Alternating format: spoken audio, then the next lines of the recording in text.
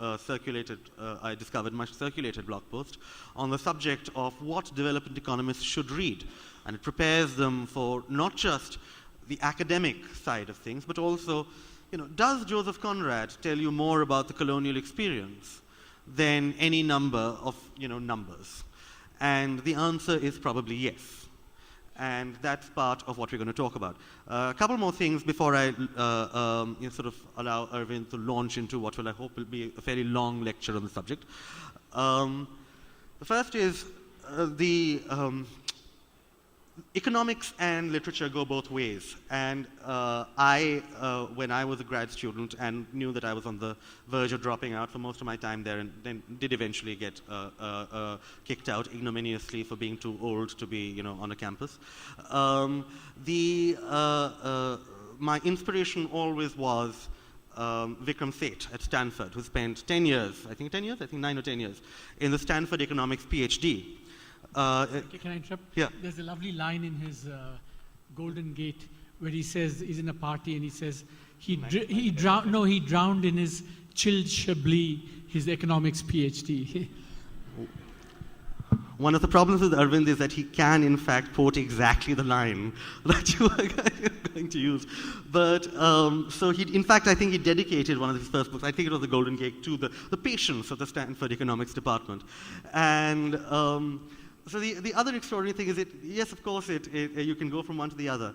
But I look forward to more books written by economists. I think Vikram Seth, more literature written by economists, because Vikram Seth, who is, in my opinion, India's greatest living writer, also brought a deep understanding of economic issues and political economy to A Suitable Boy.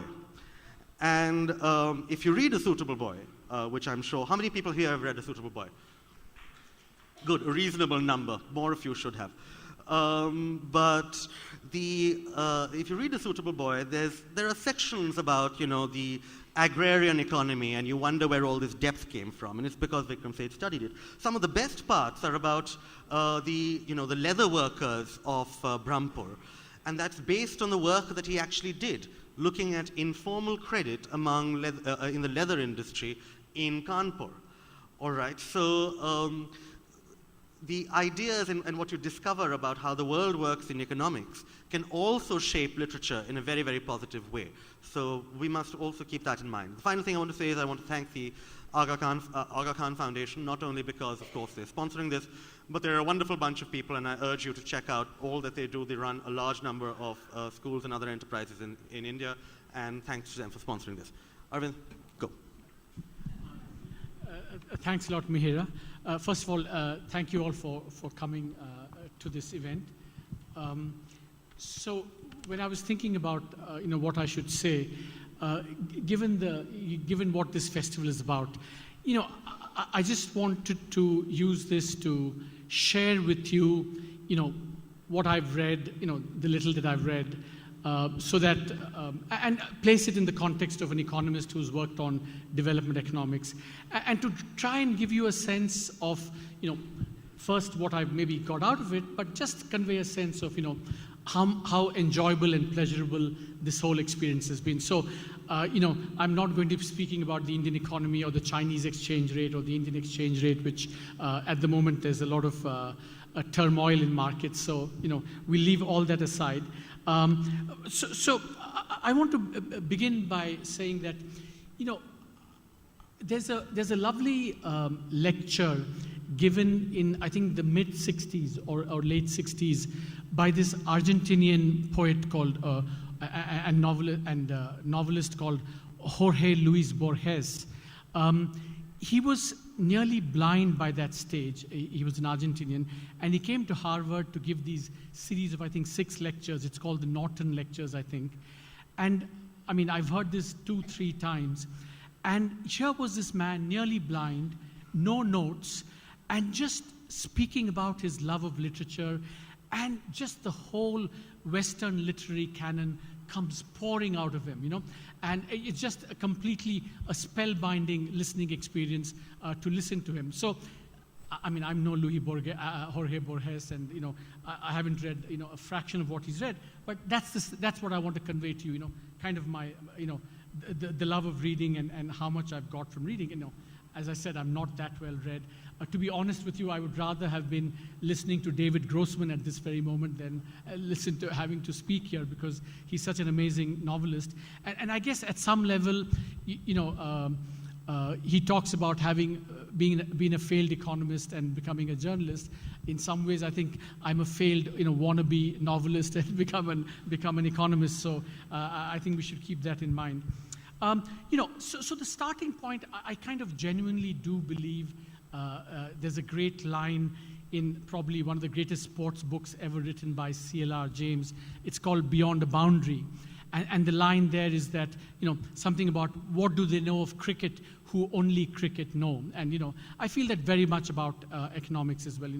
What do they know about development economics, who have only looked at, dry numbers that come out of the World Bank and the IMF. I think there's a lot more to learning economics than that.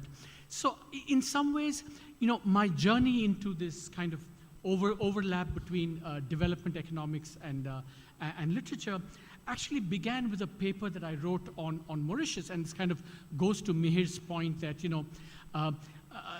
we are Indians, we're proud Indians, and we think that India is the center of the world, as we should for many things.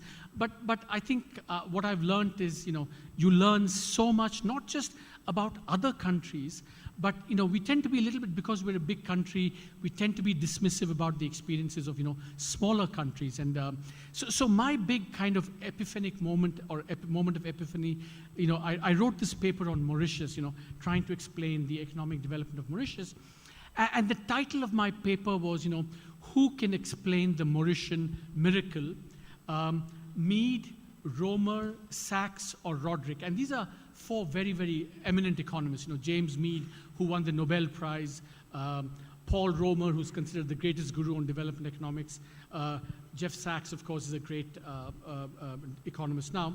But then I realized that, after I wrote that book, someone recommended Naipaul's Overcrowded Barracoon. I don't know. Actually, just as I go along, I'm going to be giving you gratuitous reading, lists for you to go and check out at some point. But Naipaul has this series of non-fiction works. I think it's called The Writer and the World. And it's a series of essays about 15, 20, 30 different countries. He goes there and he writes about them. And these are just absolutely spectacularly insightful. I mean, the piece that he wrote on Argentina, for example, who should cry for Eva Perón or something like that.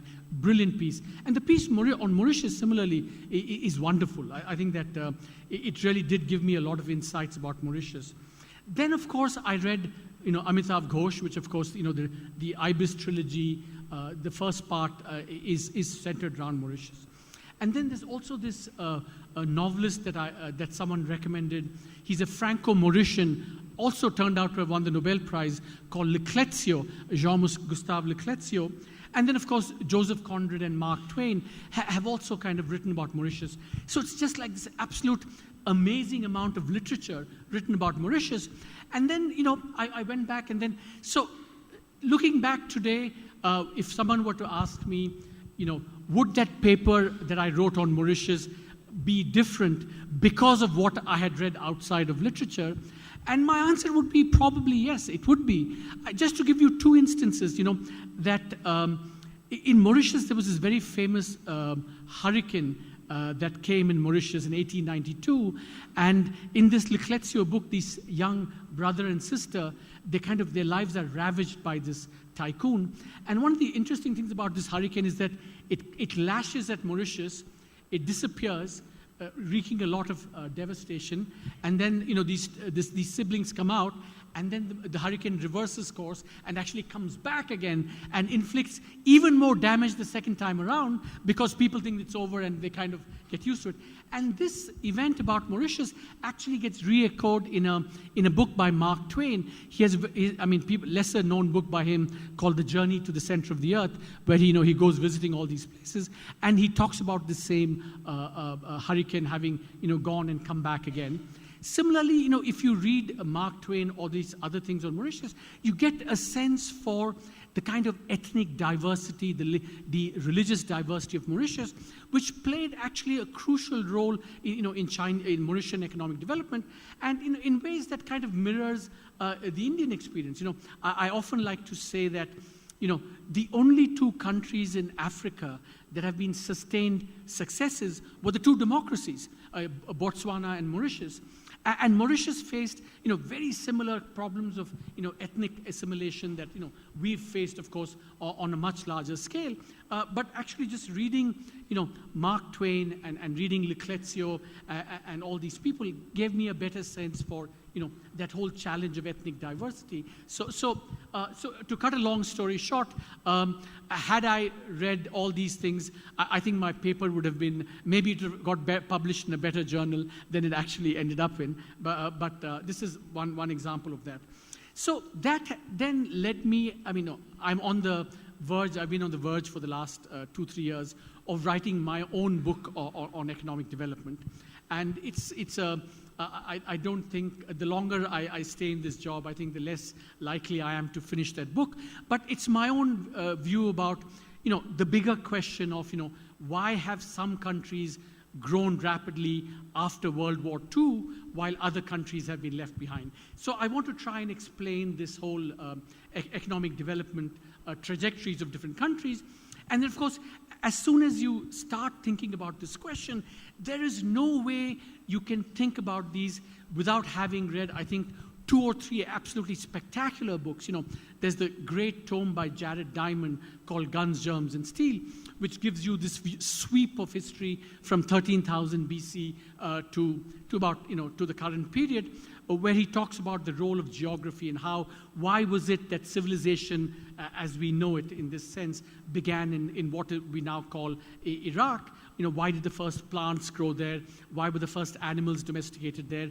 Why did those technologies spread east-west rather than north-south? And his grand claim, of course, is that just that fact of geography, things happening at a certain place in time, and technologies being able to spread one way rather than another way, he thinks he can explain the entire course of economic development just based on these things.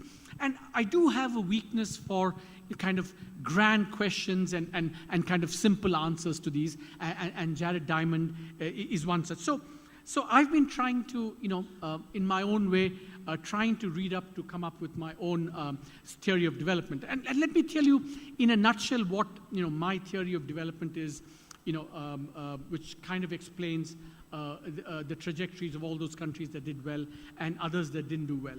So my theory is roughly, and I'm simplifying, and maybe it's inaccurate, maybe it's incomplete, is essentially that in the post-war period when countries became independent, some crucial things happened at the time of their becoming independent. And what happens is that what happens in those critical periods interacts with certain objective characteristics about that economy, about those economies. For example, if there's a lot of social conflict, ethnic cleavage, religious cleavage, that actually sets back the course of economic development. Similarly, if countries during that critical period, for example, have a lot of easy money, like whether it be foreign aid, whether it be, for example, oil, commodities, they actually tend to do much worse than countries that don't have these characteristics. I mean, I'm kind of overgeneralizing here, for example. If you think about the East Asian countries, we forget that actually they're very, very homogeneous countries, unlike many countries in Africa or India. And also, these were countries that were not cursed by having too many natural resources. So, the natural resource curse, the curse of getting too much foreign aid at this critical juncture actually makes a very important contribution to the long-run trajectory of many of these countries. So just to give you another kind of example of how I benefited by reading from outside.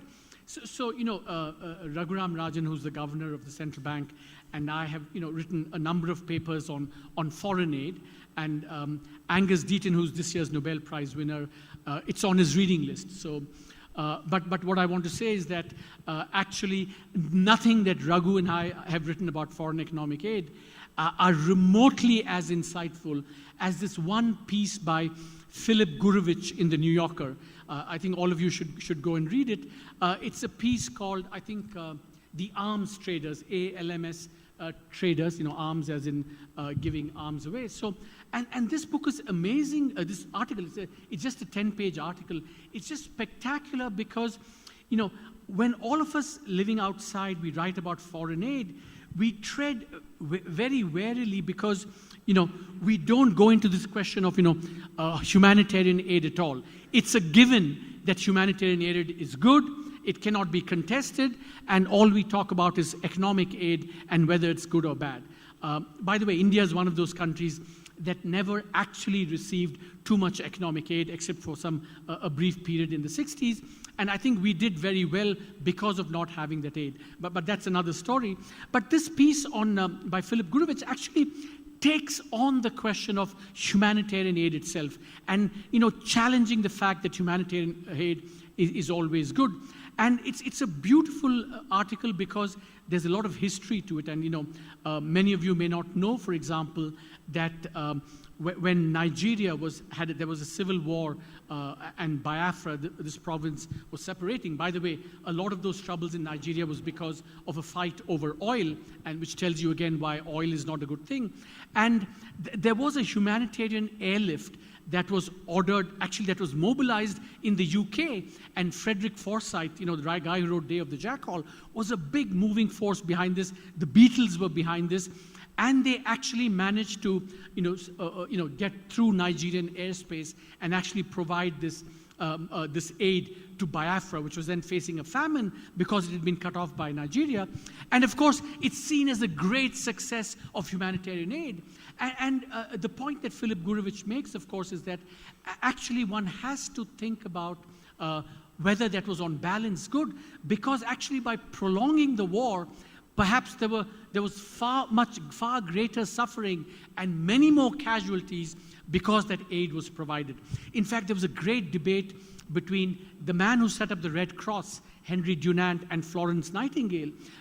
Henry Dunant, he was at this famous battle. He saw this battle and how the dead lying on the battlefield. He was so moved by that he came and created the Red Cross.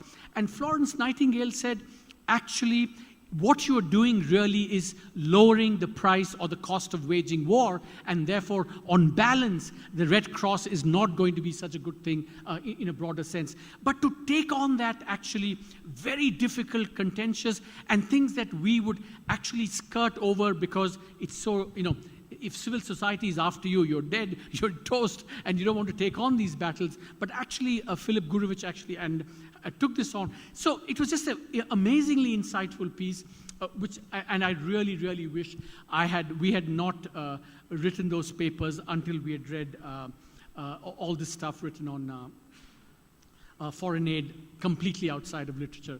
Just to give you another example, my view is, that, as I said, easy money is actually a curse for countries because it doesn't allow institutions to develop over time. And there's one angle on this that I could not have found had I not read a piece of nonfiction. There's a book on Eritrea by a former Financial Times correspondent, Michaela Wrong. Again, I forget the name of the book. And there's a very, very interesting thing in that.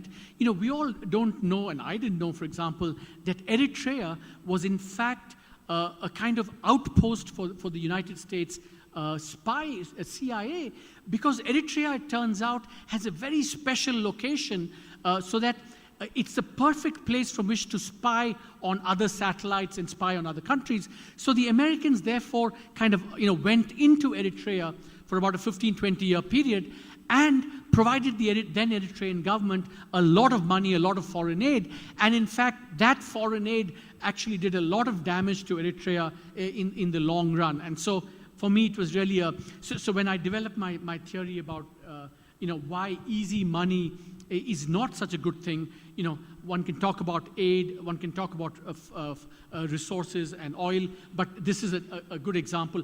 The other example is Egypt, for example. The Suez Canal is actually easy money for the Egyptians, and similarly, I think of a certain kind of tourism, historical tourism like in Egypt, as again very easy money for these countries. And I would argue that Egyptian long-run development and the fact that the military has been in power for such a long time is in fact, I think, a consequence of that. A little bit more controversially, I would argue that if you wanted to understand the trajectories of Pakistan and India, and Mihir he was lip reading or at least mind reading, and I'm being horribly reductive here, and please don't quote me on this, is that... You don't know this is being live now. Oh, well, I should be careful here. Well, now it's over in any case. But I think that, the fact that in the very early years, the foreign military aid was provided to Pakistan, I think it had a pretty, I don't know whether Aisha Jalal will agree with me or not, it had a pretty significant impact in kind of entrenching a certain kind of power in Pakistan, which has been, I think, very detrimental to Pakistan's long-run development. If I may just interrupt here, there's a lovely, what's his name? Haqqani's recent book on Pakistan.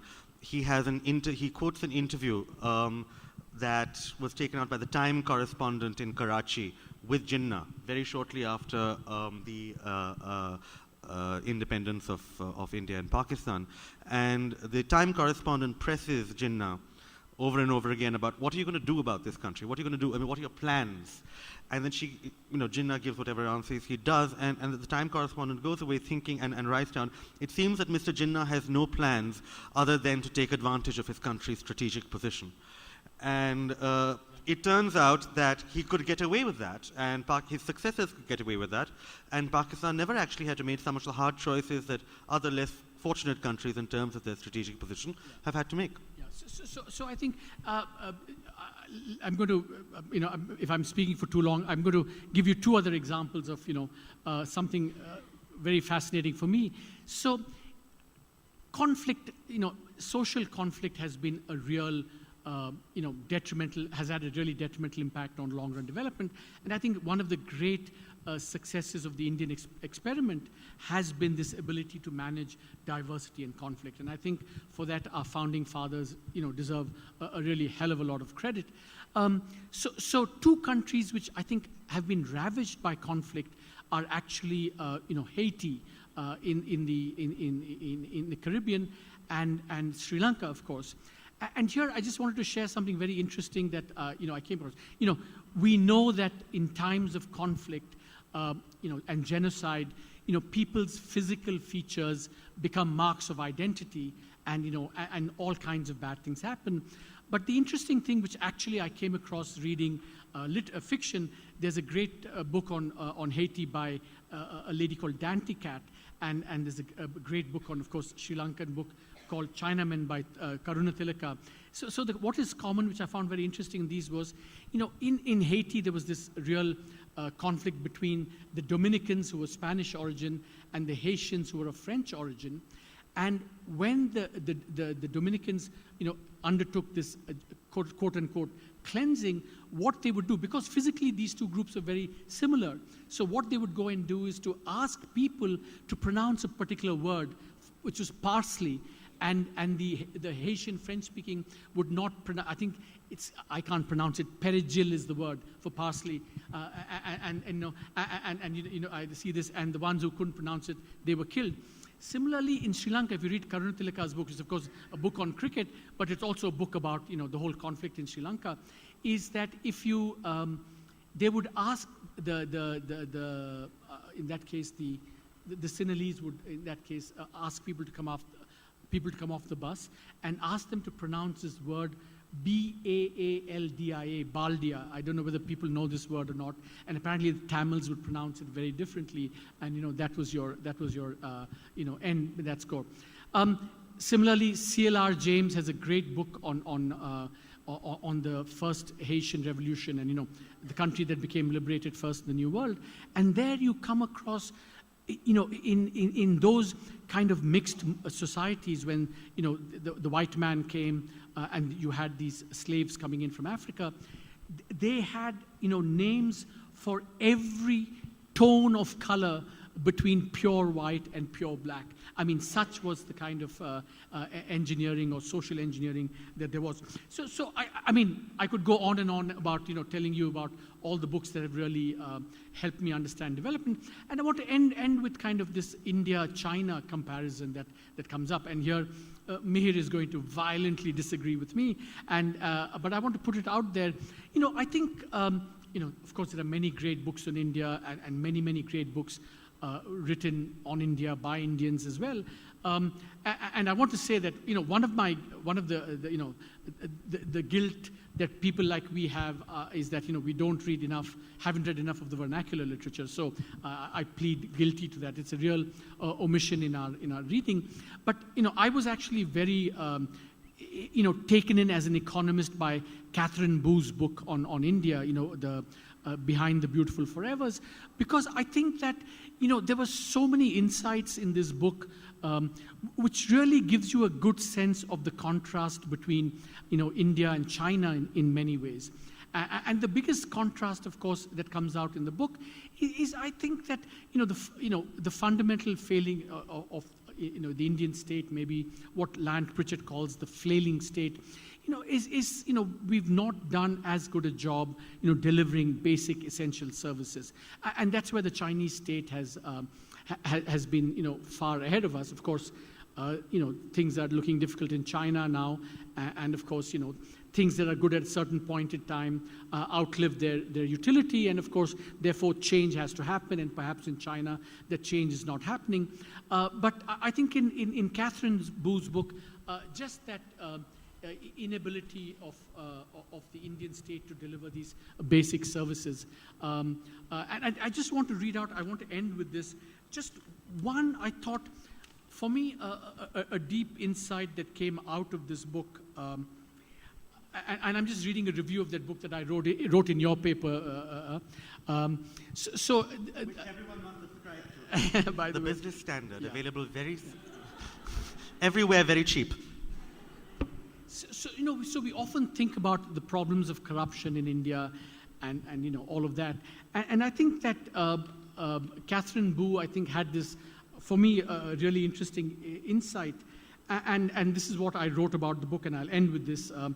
I say, Boo perceptively notes that succumbing to the narrative of Jugaad, the creative entrepreneurial spirit associated with circumventing regulation and corruption, growth-addled India is in danger of overlooking the colossal costs for the poor of deteriorating Indian governance.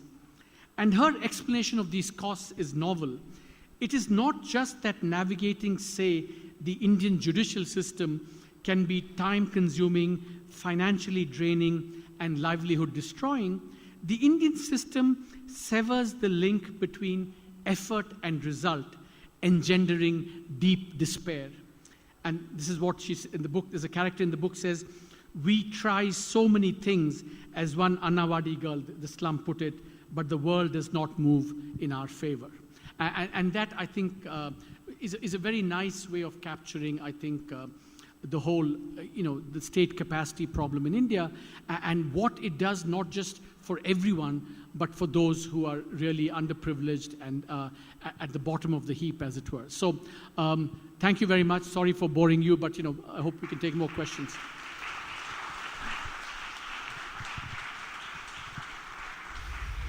Okay. Thanks, Arvind. The way that I thought we'd do this is, since we have about half an hour left, I thought that there'd be a couple, about chatting for about 10 minutes, and then we'll go for about 20 minutes of questions.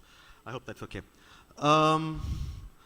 Okay, Arvind, when the way that, for example, I'm glad that you brought up Catherine Boo's book, because it's difficult not just for, it's eye-opening not just for economists, and for people from our background who don't typically have to deal with the don't have to go into that kind of squalor. but also for, even for journalists, because there is a particular way in which she gets into the voices of the people that she's talking about. She was present for all of the things that have happened. She's reporting on them very fairly, but it's written in an almost novelistic manner, so she's not around. The question I wanted to ask was, has it been the case, I know you've talked about times when it's added, reading something is added to your perspective of a country. But has it been the case that sometimes you've looked at numbers or looked at a conclusion that you have come to, and then you've read something about it, or you've read an argument made about it, or literature or something like that is divorced from the numbers, and then you have gone back to look at the numbers again and maybe found another story there? Yeah, that's a good question. I think, to be honest, that kind of dramatic revision, in my view, has not happened. What has happened is that lots of things that I haven't known, insights, that I've picked up. But to say that I've, seriously revised my view of any country because of having read, I think that would be a little bit overstating the case. And the reason I ask this is because sometimes there's a very false divide that's posited between, the numbers will tell you one thing, but the stories will tell you another, and there are people who will say the numbers are always right, and there are people who will tell you the stories are always right. In my experience, the truth is when the two reinforce each other. Yeah, exactly. And when you know what the numbers are, and then you don't try and say, okay, now create a story around it, but when you discover what the stories are that convince you that the numbers are in fact right. Yeah, but even this, Catherine Boo book, for example, I think that it didn't revise significantly any of my priors, but it certainly gave me an insight into something that I hadn't focused on, and that the numbers just do not simply convey. So in a sense, what I was saying is that I think that any serious social scientist, as it were, and I kind of pretend to be one, I think the most interesting social scientists are those who can, combine the grand with the granular, and it's that intermarriage between, you make bold hypotheses, you look at numbers, but then, unless it's leavened with texture and, what's actually happened, and that's where I think that, but to be honest, something like, knowing about the depth of ethnic conflict, say, in the Caribbean, I think that numbers give you something, but I think reading literature gives you, much, much more. So, Arvind has written a great book called Eclipse, which is about, focused around the rise. I was hoping you wouldn't raise it at this point in time. It is focused around the rise of China, and it's like China's done very well for many, many decades, and it may be the case that it's going to go through a little bit of trouble in the near future in order to continue doing well. Let's put it that way. Exactly. But what is interesting is that in the talks you've given, and even in your blog post, although you're somebody who knows China relatively well, you haven't talked about any books on China. Oh yeah. That's so now you must. Is it just that there aren't any? Is it so that it's so complicated because it's such a large country like ours? Is it that it is that you feel underconfident almost in picking a few? No, actually, I'm glad you raised that, because it's never that he's underconfident. No, I think that certainly I wrote Eclipse before having read any of these books, and I plead guilty. But I think there are a few books that really helped me understand China, at least what's happened the last 30 years. I actually swear by the 3 books that the New Yorker writer Peter Hessler has written on China, especially the first and the last. The first one is called River Town, and the last one is called Oracle Bones. When I was there, I was presented with, the Romance of the Three Kingdoms, which is kind of like their, the epics things. I can't say I've read them fully. I've kind of dabbled in them. But the one book that actually has really also helped me understand China, and I wish I had read that before having written Eclipse, is the kind of book that Ram Guha writes about India, the makers of modern India. It's a book like that on China. It's by Orville Schell, who works in New York in the Asia Society. I forget the name of the second author.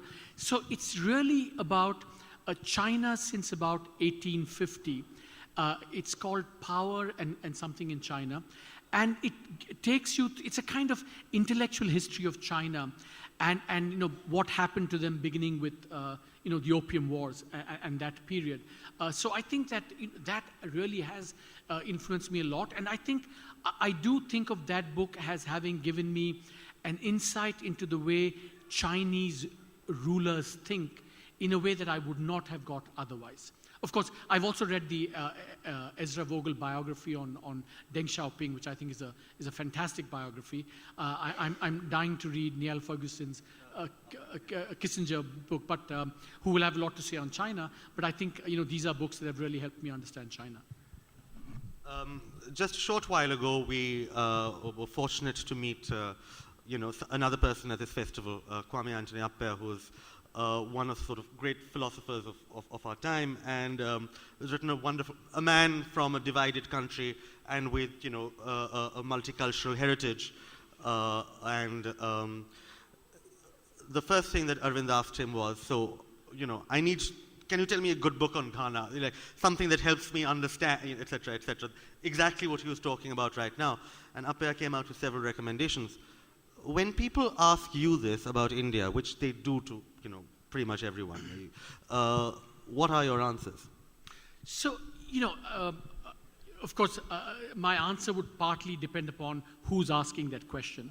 But I'm asked this. So just to give you an example, my son and I, our youngest son and I, we did a father and son book club. We used to do a father and son book club, and each of us had to choose a book. And the book that we chose on India was The White Tiger by Arvind Adiga. And then he went on to do his, school leaving, his big essay on The White Tiger.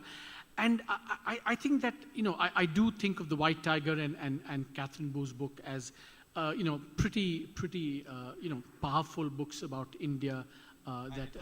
The nature of its inequality and the things that we don't think about. Exactly, but also, I think both the ups and the downs of the whole Indian, the growth experience of the last 30 years, I think they're well captured in both. But I guess they err on emphasizing the darker side, what I call the underbelly of the Indian growth experience.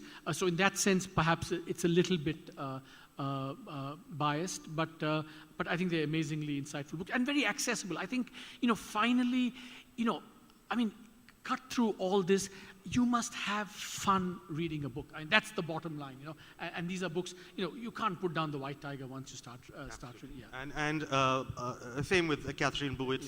There is a lot of dark material in there, but it's so beautifully written, and in the end, there's an element of somehow it's uplifting in spite of being such an extraordinarily difficult place to be writing about.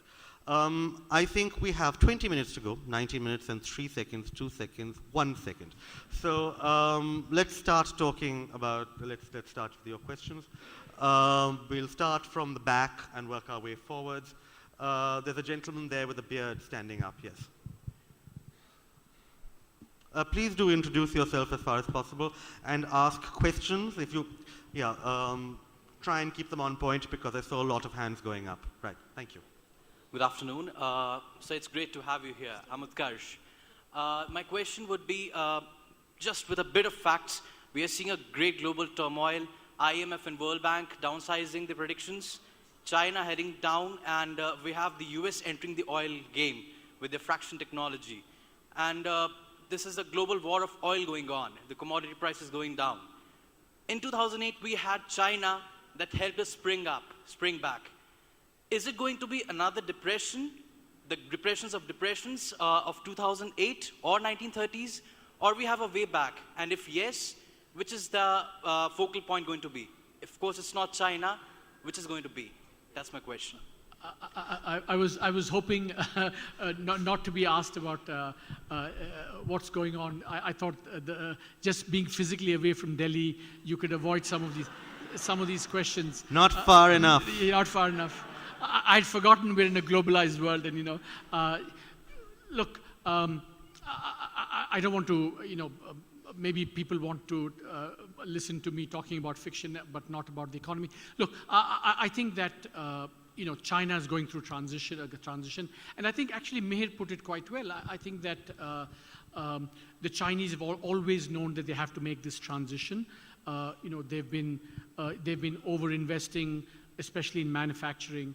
They've had to move from a certain model of growth. By the way, and in all this, one thing we should not forget is that whatever happens to China today over the next year or couple of years, we should never forget that it's been one of history's most spectacularly successful, probably the most spectacular development experiences. No country has done what China has done in 35 years. So my answer would, to me, it is not at all a surprise that China is going through this turmoil, not turmoil or whatever, uncertainty. To me, the puzzle always was, why China didn't start slowing down earlier. And not why it's slowing down now. And I think, let's see, a lot will depend upon how the policymakers react, how the international communities react. There is going to be more volatility and turmoil, and all countries will have to brace themselves for it. For more, please read his forthcoming piece. Okay, in the front. Sir, I have a question. Oh, hi, man. Somebody already? Oh, Yeah, hi, sir. Thank you. Well done, sir. Such enterprise and yes. Go ahead. Yeah, sir. I want to ask you, what's your opinion on the startups in India, especially in the wake of the high amounts of funding that they are raising? Do you think that it's a bubble? And if so, when do you think it's going to saturate and if it all burst? Good. So we're back to fiction. So we're talking about the startup thing. It's, can I make a request? I think we should talk about the fiction and stuff. If you don't mind, I think that. Okay. Yeah. We will come to that. A lady. I'm sorry. I'm happy to answer it outside. I don't want to evade the question. The lady in the corner there. Thank you. Hi. Thank you. I'm going to try to revert back to your speech. I just wanted to find out. I really enjoyed your presentation, but I wanted to find what is the difference that you think somebody who interlinks literature and economics, how different is that experience, do you think, from somebody who just had a deep historical understanding, say, of like a country's situation, and then link that to economics? Because I think a lot of what you said is how literature sort of gave you an understanding of a country's history. So what perspective does literature particularly give you, I think, in terms of just as compared to someone who knows the country's history? Yeah, so actually, let me give you two examples of books that I think are just amazing in this respect. You're going to listen to Thomas Piketty, who's now a superstar of the economics profession. If you read his book, I think had he not read his Balzac and his Jane Austen, I think that book would have been a much lesser book than it was. I'm not sure. Again, I think the question that Meher posed, I think he still gets his basic story from the numbers and from that. But I think I don't think the book would have been as good had he not, read this and understood, French history and French inequality and French power and institutions, from 1789 to the current period. Just amazingly rich. In fact, after reading the book, I went back and read Balzac, the book that he talks about, Le Père Goriot. It's a spectacular book, and I think you should read. Similarly, one of my favorite books on this big picture of, why are some countries rich, Jared Diamond is, of course, the classic, but it's actually a pretty difficult read. My favorite book in the genre is a book by Ian Morris called Why the West Rules for Now. And it's similarly kind of magisterial in scope. In fact, if Jared Diamond begins at 1300 BC, he begins at 1.5 million years BC, and he goes into the future as well. So, and you can see that because he's read his science fiction, his future is much better written, because he's read his Chinese history. So I think it's very difficult to say, oh, because he read this, therefore whatever. But very broadly, I think the insights, the way you write, the way you make it accessible are very, very different if you've read than if you've not read literature. Okay. And please remember, try and keep your questions on point. That was an ideal question, for example. This gentleman in the cap has had his hand up for some time.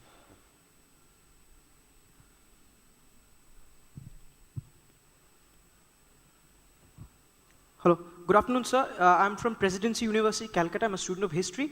So my question to you would be that economic theory, when it's made accessible to people through either fiction or through popularized blog posts, like Paul Krugman comes to my mind, also Lawrence Summers comes to my mind. So the question would be, sir, you are an expert on developmental economist, on economics, and how would you make such a very complex issue, take it away from the grasp of differential calculus, and make it accessible to people like us? Because we need to understand how to be a part of this developmental process as well. Yeah, I think that's a really excellent question, but also it's an excellent insight you have in that. I think that, this whole democratization of the social media and the whole democratization of not just information but also opinion making, unfortunately. Tragedy. It's a complete tragedy for big those tragedy. professional opinion makers. But I think one of the consequences of that is that it has forced economists to get into this game of making it accessible to outsiders. In the old days, at least 15 years ago, there used to be this, the academics write their academic articles, then there are journalists who turned out to be the gatekeepers. They would come and they say, people like Meher would say, I know what Arvind Subramaniam is saying and that we say this. But I think in the last 15 years, people in academia have been forced to actually make themselves accessible, and blog posts, shorter pieces have all, and I think Paul Krugman is an excellent example of someone who has actually done that. And I think the consequence has been that it's brought into this domain of opinion making, policy making, domain of just conversation, discourse, so many more people that I think but I would add that, someone like Krugman, I think writes the way he does because apart from that he's very smart, because I think he's actually very well read outside of economics as well. I think one of the amazing things about Krugman actually is that when he's taking an issue and he's putting it out, he has one thing he wants to say about it, usually per post. He doesn't try to specify it, and unlike a lot of other academics, he's willing to take a stand and, if necessary, revise it. And also I think that this is something that, I don't mean to, again, generalize here. I think all of us Indians who grew up in India, with this British kind of inheritance, we've been taught to write flowery English, verbose, long-winded sentences. The hallmark of this Krugman thing is, just simplicity and directness. You want to say something, say it, and so I think that's a great virtue. But I do think that only people who've read a lot are able to do that, I think. Incidentally, Paul Krugman once wrote a paper on trade in interstellar trade. Interstellar trade. So, he's that kind of sort of sparkling man. Let me see. Yes, there's a gentleman right behind you in the corner. Yeah. Good afternoon, sir. My name is Manish Taneja. You mentioned the curse of easy money for countries. Would you apply the same to easy money for individuals? And in that context, have you read anything fictions that's convinced you about the feasibility of doing something like Narega, which is, to my mind, giving easy money to individuals? So the question is, would you build the same logic for individuals, and have you got any inspiration from fiction for or against that view? Take the part about Narega out and answer the rest. Actually, it's again, I think it's a great question, and I think that there is a similar dialogue that takes place when designing schemes. When we talk about social welfare schemes in general, this is a real tension, right? That you want to help people who are not well off by giving this, but then you fear what the consequences will be if you give them too much money or easy money. And I think there is a parallel. Although, to be honest with you, it's a bit like my economic aid and humanitarian aid. I think I would be far more confident saying things at the aggregate level but I would be much more nervous about saying things at an individual level for I think not very good reasons. I think it's a very good question. I think that's a... It's a good... my only point is that it's probably unfair to call Narega easy money. Yeah. All right. Whatever else you may want to say about it, I'm not sure that... I think, because I think that just to add to what he said, I mean, the thing about Manrega is that it's a self-targeting scheme. So in that sense, there is a kind of natural homeostatic mechanism in that, which I think one shouldn't characterize it as kind of easy money. And I think that's a very good point. Okay, there's a gent in the front who's had his hand up for some time. Hello, I'm Rohan Parekh from Mumbai. Personal question for both of you. You all talked about newspapers, blog posts, articles from magazines, books. How do you personally divide your time amongst them? Because we have so much information today, and still, family, kids, life, all of that. What's your personal strategy? I was just wondering. My wife is here, and I think she's probably better placed to answer this question than me. Look, I think it's you try and do everything you can, try and maximize all the time that you have I think I probably sleep a little bit less than many people. I guess I don't know. I'm awkward. I don't know what my wife would say here, but I think I have a lot of energy. I think I have a lot of. I'm not very.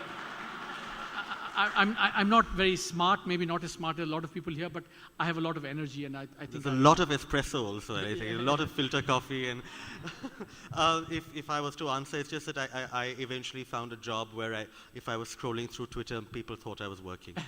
So. You just have to. I have to scroll through files now these days. So okay, questions. There's a lady in the second row. Can someone get her a mic?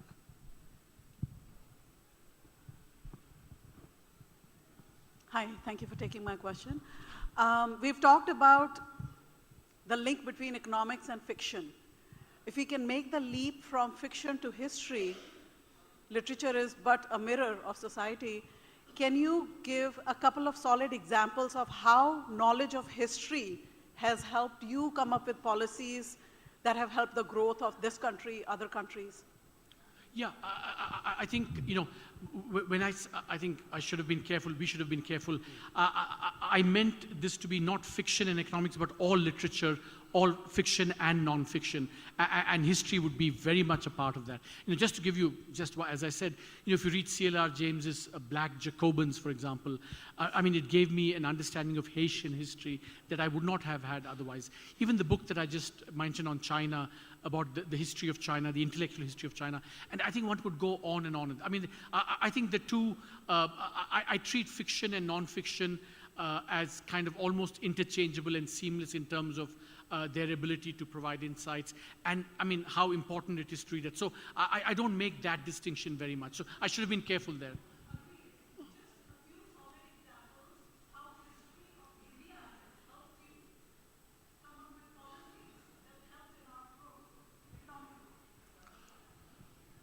Yeah, that's a tough one. I mean, the Pakistan example that I gave, for example, right? It's kind of, had you not known that history, the early history of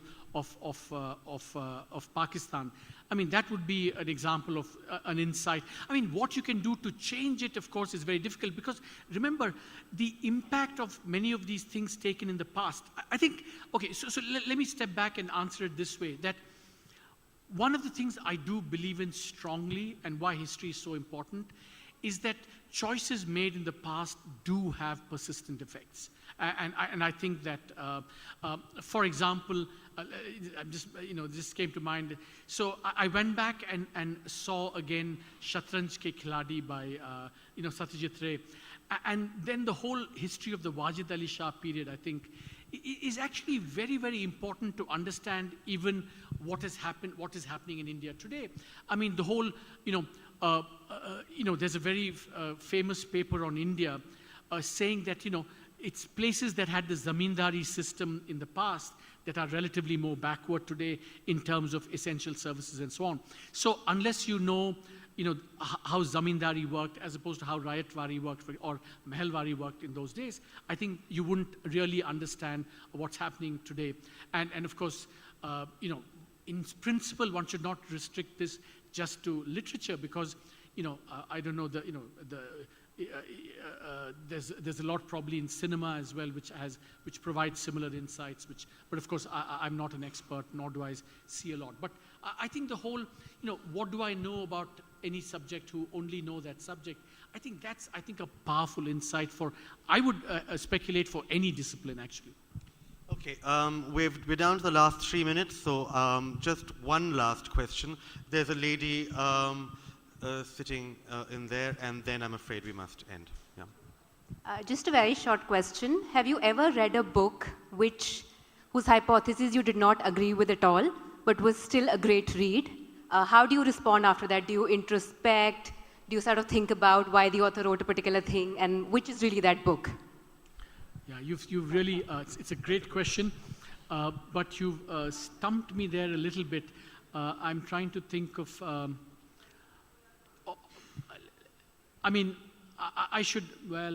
don't have a good answer. I have to think of one.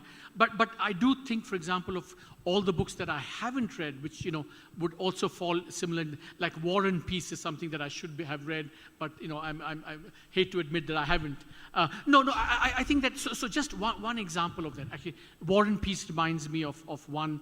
So there's a whole tension both in history and in economics, right? About whether individuals matter or, actually historical forces matter. Yeah, that's War and Peace. Yeah. So that's why I was reminded of that War and Peace, and of course the Isaiah Berlin Hedgehog and the Fox has a very good take on that. But there, I think that when you read, for example, that.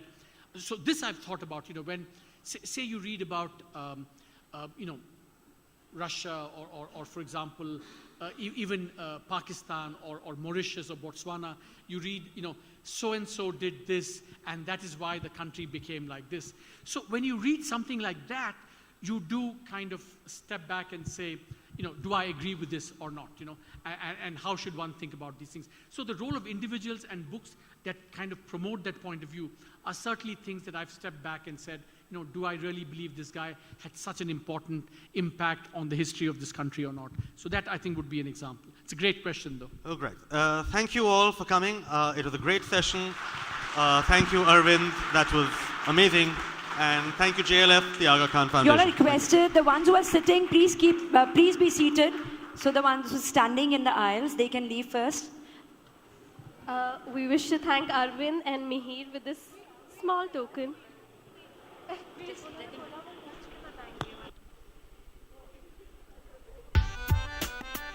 And the Aga Khan Foundation for sponsoring this event.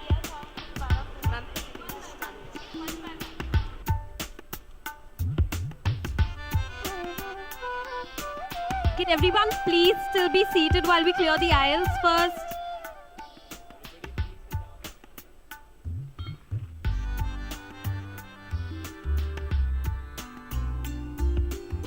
Our next session is The Mystique of the Unfinished, Vidya Daheja in conversation with Naman P. Ahuja and Crispin Branford.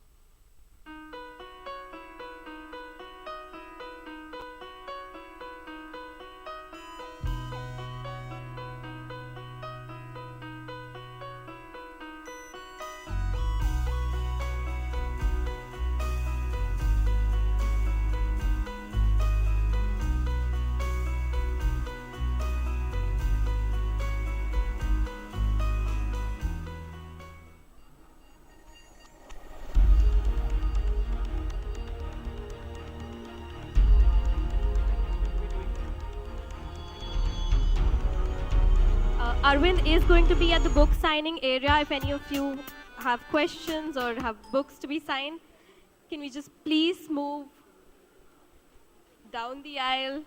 We need to clear the hall.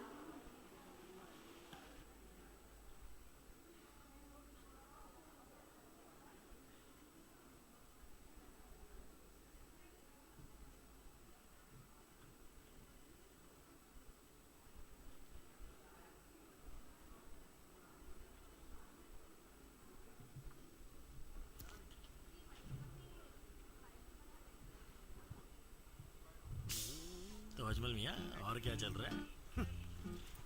सुना highway पे tempo पलटा? गन्ने से लदा था। बिरजू के लड्डू खा के 3 बीमार। खोया बासी था। अरे रैना भैया ने क्या कैच पकड़ा है? Run out. 15 पंजे 75। अब इससे क्या पूछना और क्या चल रहा है। डेली हंट डाउनलोड कीजिए, आपकी भाषा में सारी खबरें और किताबें। सुना हजामत के दौरान उस पर फैसला अभी हुआ नहीं है, पर अजमल लाई को उम्र कैद अभी हुई नहीं है, पर डेली हंट, और क्या चल रहा है। तो Ajmal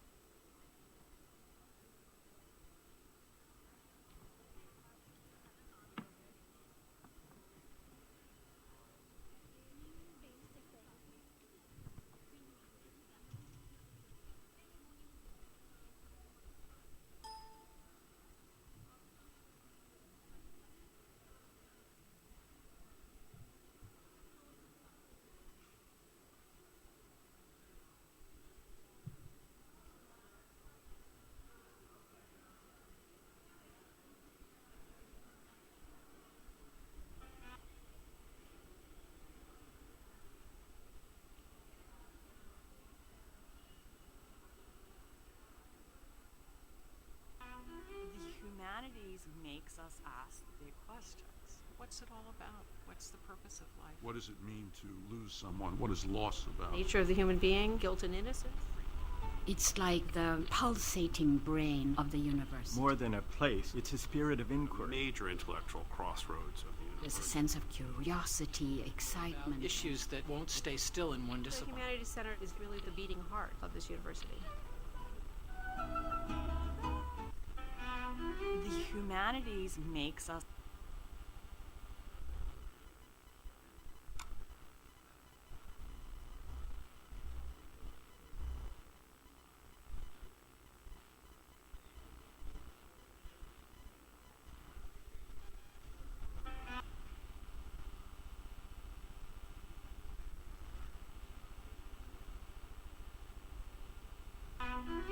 humanities makes us ask the big questions. What's it all about? What's the purpose of life? What does it mean to lose someone? What is loss about? Nature of the human being, guilt and innocence.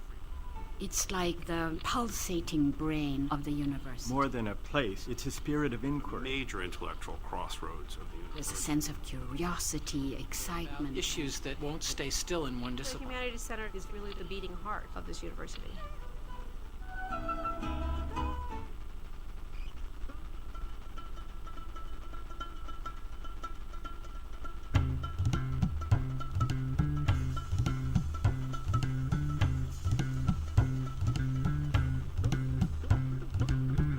राह गलिया डगर गांव नगर या शहर राह गलिया डगर गांव नगर या शहर आसमां छूने चला है इंडिया आसमां छूने चला है इंडिया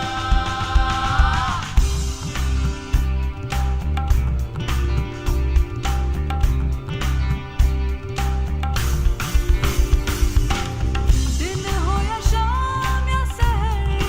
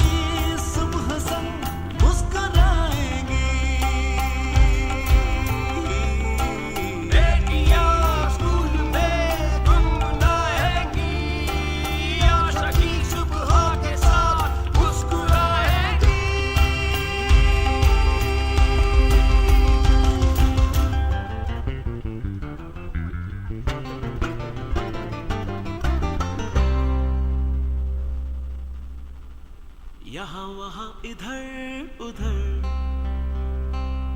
जहाँ भी जाएगी नजर कह रहा है ये सफर स्वच्छता का रंग भर आसमां छूने चला है India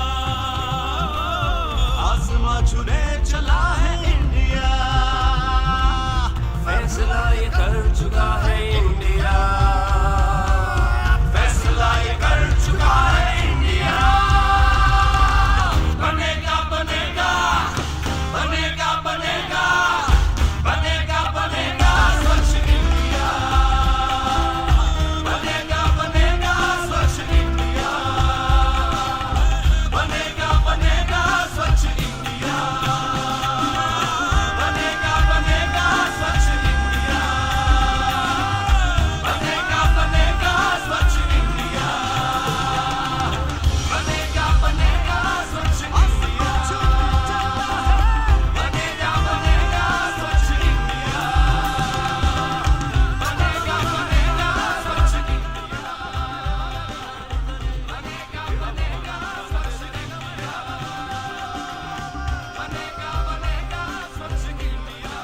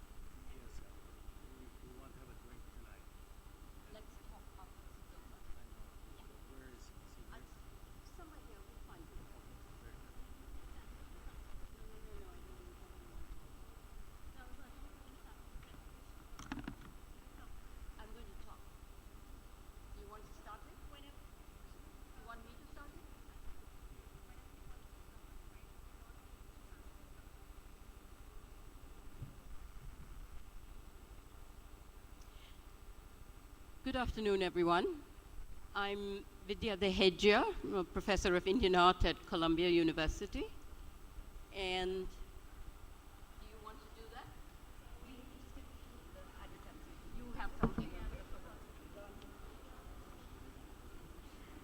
Good evening, ladies and gentlemen. Welcome to the 9th Jaipur Literature Festival at Mahindra Humanities Center, Durbar Hall. We are delighted to introduce to you our session for the day, The Mystique of the Unfinished. And the sponsors are Rajasthan Patrika Series.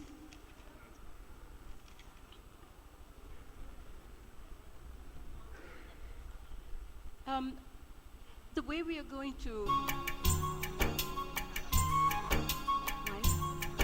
Hindi सिर्फ एक भाषा नहीं, हमारा संस्कार, हमारा इतिहास है। हिंदी एक सोच है, जीवन जीने का तरीका है। अपनी भाषा को इज्जत देना, अपने वजूद को सम्मान देने जैसा है। हिंदुस्तान की सैकड़ों भाषाएं हिंदी में शामिल हैं, इसलिए हमेशा से सबकी पसंदीदा है। देश के सबसे बड़े हिंदी अखबारों में एक है पत्रिका। उत्तर भारत से लेकर पूर्व पश्चिम दक्षिण तक सबके दिलों में बसा है। आज राजस्थान पत्रिका केवल अखबार नहीं, रेडियो, टीवी, मोबाइल, इंटरनेट और अन्य साधनों से लोगों की बात उठाता है, लोगों को जीतना है तो उनके दिल जीत कर देखिए। हिंदी पढ़िए और हिंदी बोलिए। राजस्थान पत्रिका, देश का प्रमुख समाचार पत्र समूह।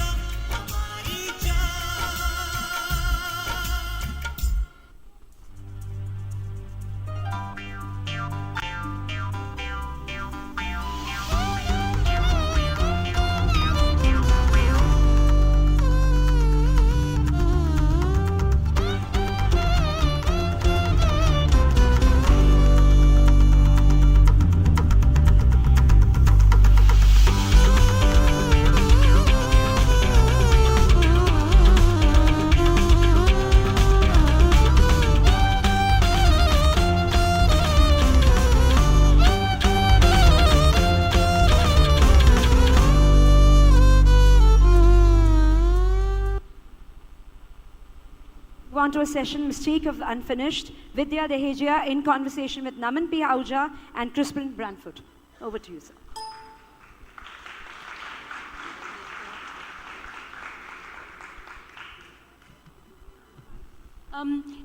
It's likely that when you saw the title of this talk, you did a sort of double take and said, the unfinished? Well, yes, the unfinished. It's been all of 8 years since I decided, together with Peter Rockwell, a talented sculptor and a specialist on stone conservation, that it was time to focus on unfinished monuments and sculptures in India. Now, why on earth the unfinished, you might wonder?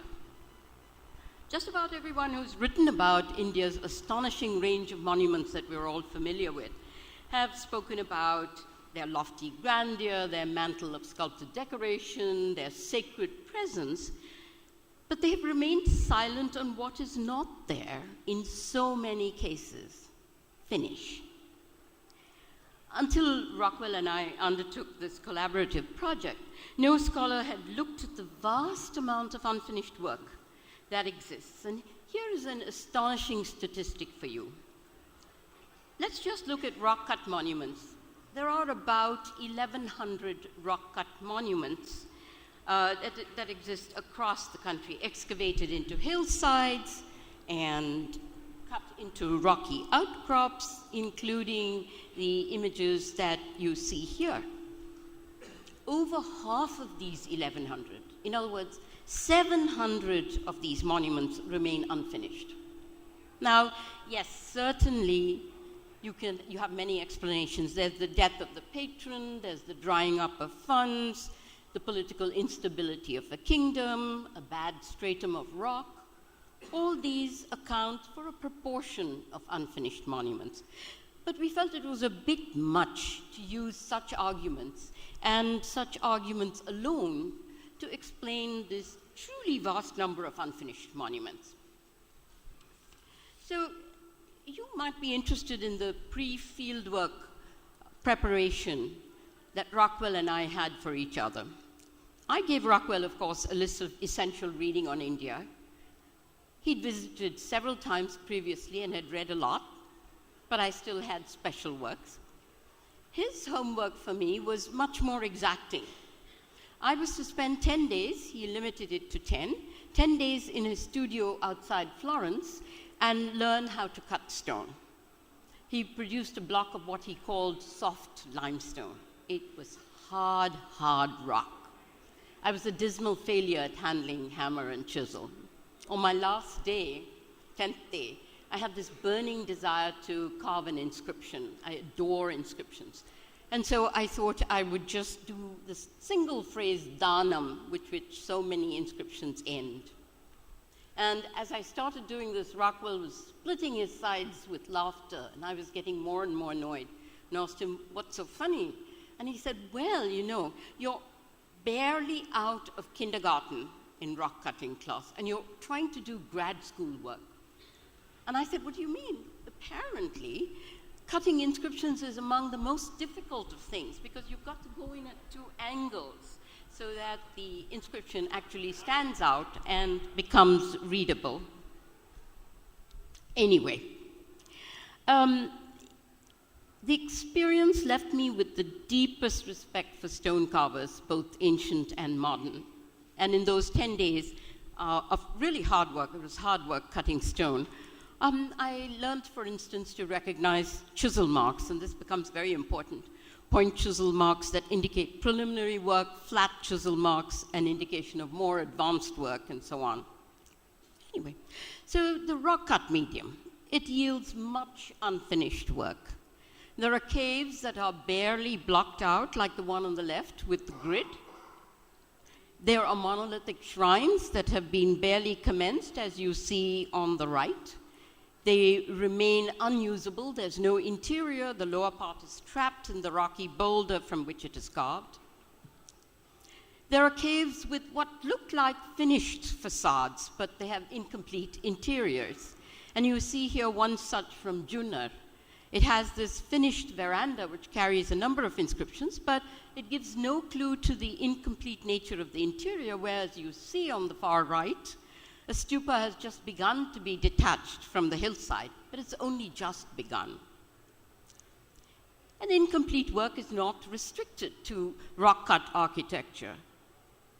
Take, for instance, apparently finished temples we think of as finished, like this one at Halebid, which carries 8 sculpted bands that wrap around the temple.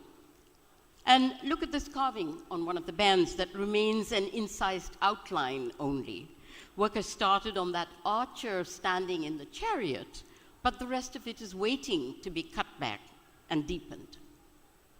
Incidentally, visitors frequently do not notice the unfinished work. Certainly they don't notice the extent of unfinished work. At the great temple at Tanjavur, neither the local tourists nor visitors from abroad noticed the unfinished work, and they were greatly surprised when we showed it to them.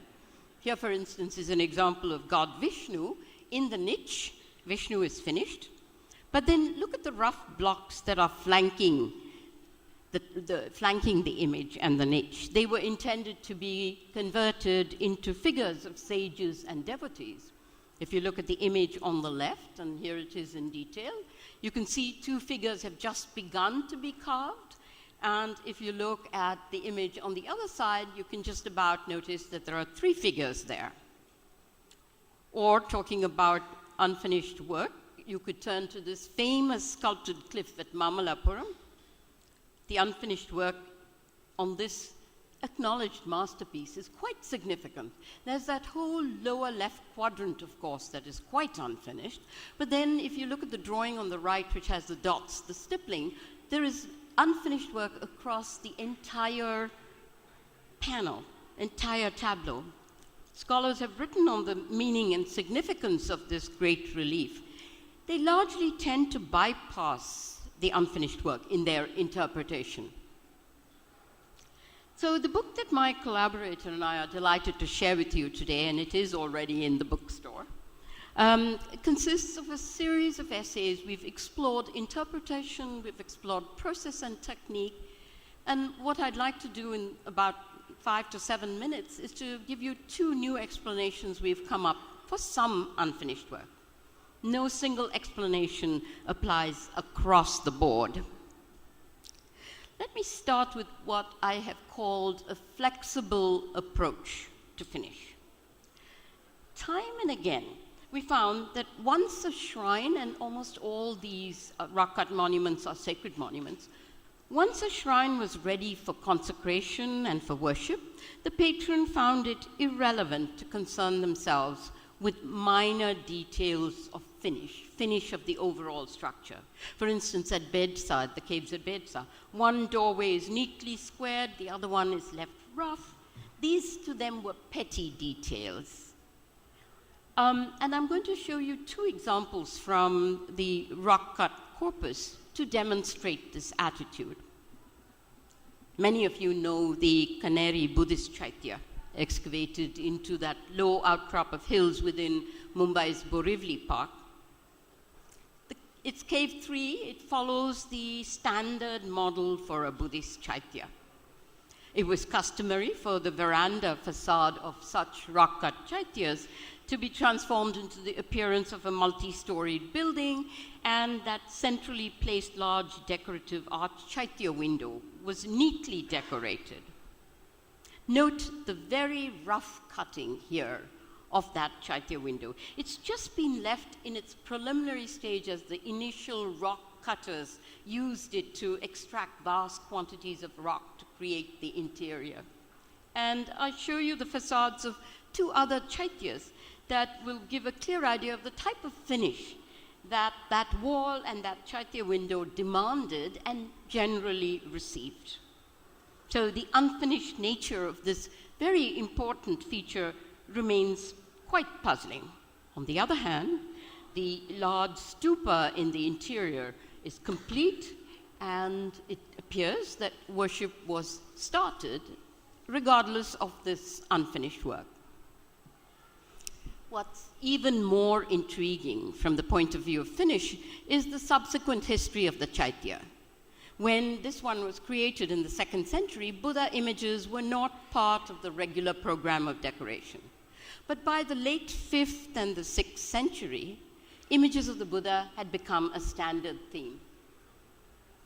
We don't know why it's gone off, but we hope it will just come back. Oh, good.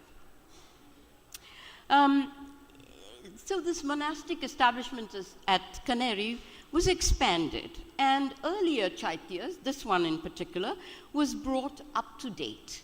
It was brought up to date in Buddhological terms by sculpting these two monumental, deeply cut figures of Buddha, roughly 24 feet high, one along each end wall of the veranda. Other smaller Buddha images were also added. Clearly, it was important to these Buddhist patrons that they rework older Buddhist ideology, and they employed sculptors to add images that would be appropriate for contemporary Buddhist theology. But this interest was only in iconographic updating. It went hand in hand with a total disinterest in the finish of that main chaitya window. It remained as it was in the 2nd century, as it was left by the preliminary stone cutters. The new stone cutters were not asked to complete this unfinished work. If we turn to the Dumarlena Shiva cave at Ellora, we find a similar, though slightly different scenario. This is a very large, expansive cave. It measures, and you can see the plan on the upper right, it measures roughly 150 feet square, reaches 18 feet high from floor to ceiling. It has 3 pillared entranceways like this one. Each one is flanked by a large sculpted panel, so there are 6 in all. The focus of the cave is a massive linga shrine that's located towards the rear end of the cave. This square sanctum, extending all the way 18 feet high, is complete, fully complete. The linga, of course, the smooth lowest half-moon step, the baluster, the monumental guardians, and the smaller female attendants. It's the 6 sculpted panels that flank each of the 6 entranceways that present us with unfinished work. And each of the 6 panels, each carries a very grand relief from Shiva mythology. Each of those 6 panels reveals a degree of unfinished work. I'm going to show you just one, the panel to the left of the main western entranceway. You see this dramatic diagonal cut image of Shiva destroying the demon Andhaka. It provides the viewer with a grand panoramic view of his achievement. But there are items of unfinished. I'm going to point out just 2 items of unfinished, 2. Look at the rock on top of which Shiva places his feet and on top of which Parvati sits. It has all the marks of the point chisel, the earlier phase. It hasn't reached the phase of the point chisel, of the flat chisel, which has been used on Shiva's body. Or look at the 2 attached columns that flank the panel. The one on the left is completely, beautifully fluted and ready. The one on the right, note how unfinished it is. The fluting still has to be done. And Parvati sits and watches Shiva, and the astonishingly perfunctory carving of Parvati is really quite striking. Here is a detail of her. Her shoulders, her headdress, they barely emerge from the stone. Releasing Parvati from that surrounding rock face seems to have become suddenly unimportant. It would seem, since all those 6 panels reveal a degree of unfinish, that the shrine by this time was ready. It was perfect, it was finished, it was ready. The myths were readable. The patron decided he was going to consecrate the shrine, set it into worship. And once that happened, it became unimportant to continue even to pay sculptors to finish up this little bit of work. And apparently, the devotees felt the same. They came to worship. It didn't bother them that there was this unfinished work. There was a very flexible approach, I believe, to this whole issue of finish. Let me give you quickly a second explanation for unfinished work. And this is tied to the technique and process of building, and it's an issue that I have termed the rhythm of construction. What does that mean? The best way of explaining it would probably be to narrate the personal experience of my colleague, Rockwell. He was commissioned to design and carve a set of 42 capitals for a cloister that was being built in Italy. A capital, this is not the exact cloister, but you get an idea of what a cloister would look like. The capital is a necessary structural element. Until it's put in place on top of the column, you can't do the arches above, and the arches support the roof, so you can never get the thing finished if you don't have the capitals put in place at the appropriate time. And it is that appropriate time, I'm using the term rhythm of construction, that recurring process in the construction of any building that demands that a structural element must go into place in order for the structure to be completed. If they're not ready and prepared, either you hold up the entire construction, or, as in the case with Rockwell, he was told, capitals must go in place. You can climb up on scaffolding afterwards and finish them. You don't want to finish them, you can leave. So Rockwell decided that he was going to finish them from the scaffolding. But I turn to the Hoysaleshwara temple and point out to you the vast amount of unfinished work here, which I believe has to do with this rhythm of construction. Now I'm going to restrict myself to the 8 bands of relief sculpture that wrap around the exterior walls of the entire double temple. So you have, as you see here, a band of elephants, then a band of lions, a scrolling creeper, you've got horses and riders, another creeper, a narrative band, makaras, hamsas, 8 bands. If each band is not put into place at the time that it is required, you cannot continue to build the temple. And it's here that we have to pause and understand the process of construction of these Hoysala temples. These friezes are not just applied as bands on the exterior of an already constructed temple, rather they are carved along the edges of the building blocks of the temple itself, the actual blocks that are used to construct the temple.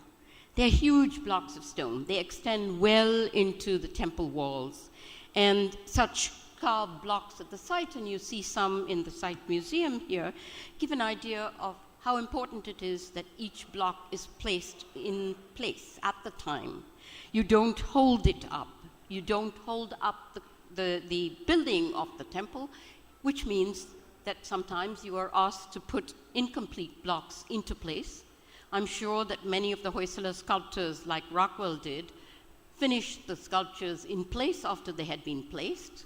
But it's very evident from many instances, as you see here, whole areas of these panels are unfinished, but they have been laid in place. Look at the unfinished here. A finished figure at the far left, sort of in the middle, 3 finished figures. At the far right, you've got incised outlines, and in the middle, nothing. It hasn't yet been done. Or you can look at these 2 friezes, battle scenes, both of which have incised outlines only, the one on the left, to mark the entire chariot and the archer who would have been standing in it, the one on the lower, just the wheels of the chariot and some other parts of the workmanship. It's interesting to say just a few words about tools. In India, they only had hammer and chisel, 3 types of chisels. They didn't use sort of the rasps and the saw and the tooth chisel and the drill, all of which were common implements in the West. Instead of inventing new tools, the craftsmen in India, the artists in India, used the tools they already had in new ways to come up with solutions. And in this case, you are looking at granite, the very, very hardest of rocks. I think even in this low projection, you can see that there are lines of the point chisel that are going in all directions, and this, of course, represents the angle at which the stone carvers took their hammer and chisel, getting tired at one angle and going in another direction. Or you can look, unfinished work tells you a lot about tools. You can look at this Buddha image from Ajanta. The face of the image is complete. They've used abrasives to finish it. The body, the torso up to the waist has the flat chisel that has smoothed it. Below the waist is all point chisel work, and finally the feet have not even emerged from the rock. By the way, granite is the very, very hardest of rocks to carve. And one of the things we might need to take more into account is the amount of time that is required for granite as opposed to other rocks. For instance, in America, stone carvers charge 3 times as much for something made out of granite. The same thing made in a softer stone is less expensive. It's not the rock that's expensive, it's just that it takes 3 times longer, so they have to spend 3 times as much time, and therefore they charge you more for it. And last comment, the stylistic differences between areas. We do need to maybe just emphasize the quality of the stone. I mean, on the right you're seeing granite, chola. On the left you're seeing soft chloritic schist from the Hoysala territory. They're very different, and yes, you can put it down to much of it to the difference in the stone that's used, and that whole issue of style, that very difficult word, style. But what's interesting to consider in this little comparison is the fact that in the Hoysala country, the most obvious and most common stone is in fact granite. They rejected granite, they went down under the granite to find the soft chloritic schist and use it. Why? I often wonder whether it is that these were rivals. They were fighting each other. They wanted supremacy and fame.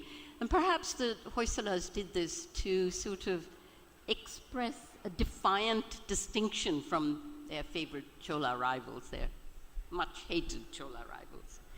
So I've given you just a glimpse of some of the issues that we've looked at in the book, and I hope I've intrigued you sufficiently so that next time you travel to any of these sites, that you might actually look out for the unfinished. And then you can decide for yourself whether you agree with some of the many issues that Rockwell and I have raised in this book on the unfinished. And I'm now looking to my 2 discussants, Namana Ahuja, Professor of Art and Aesthetics at JNU in Delhi, and Crispin Branford, Professor of Art History at the SOAS in London, to take the conversation further or wherever they might wish to take it. Thank you, Vidya.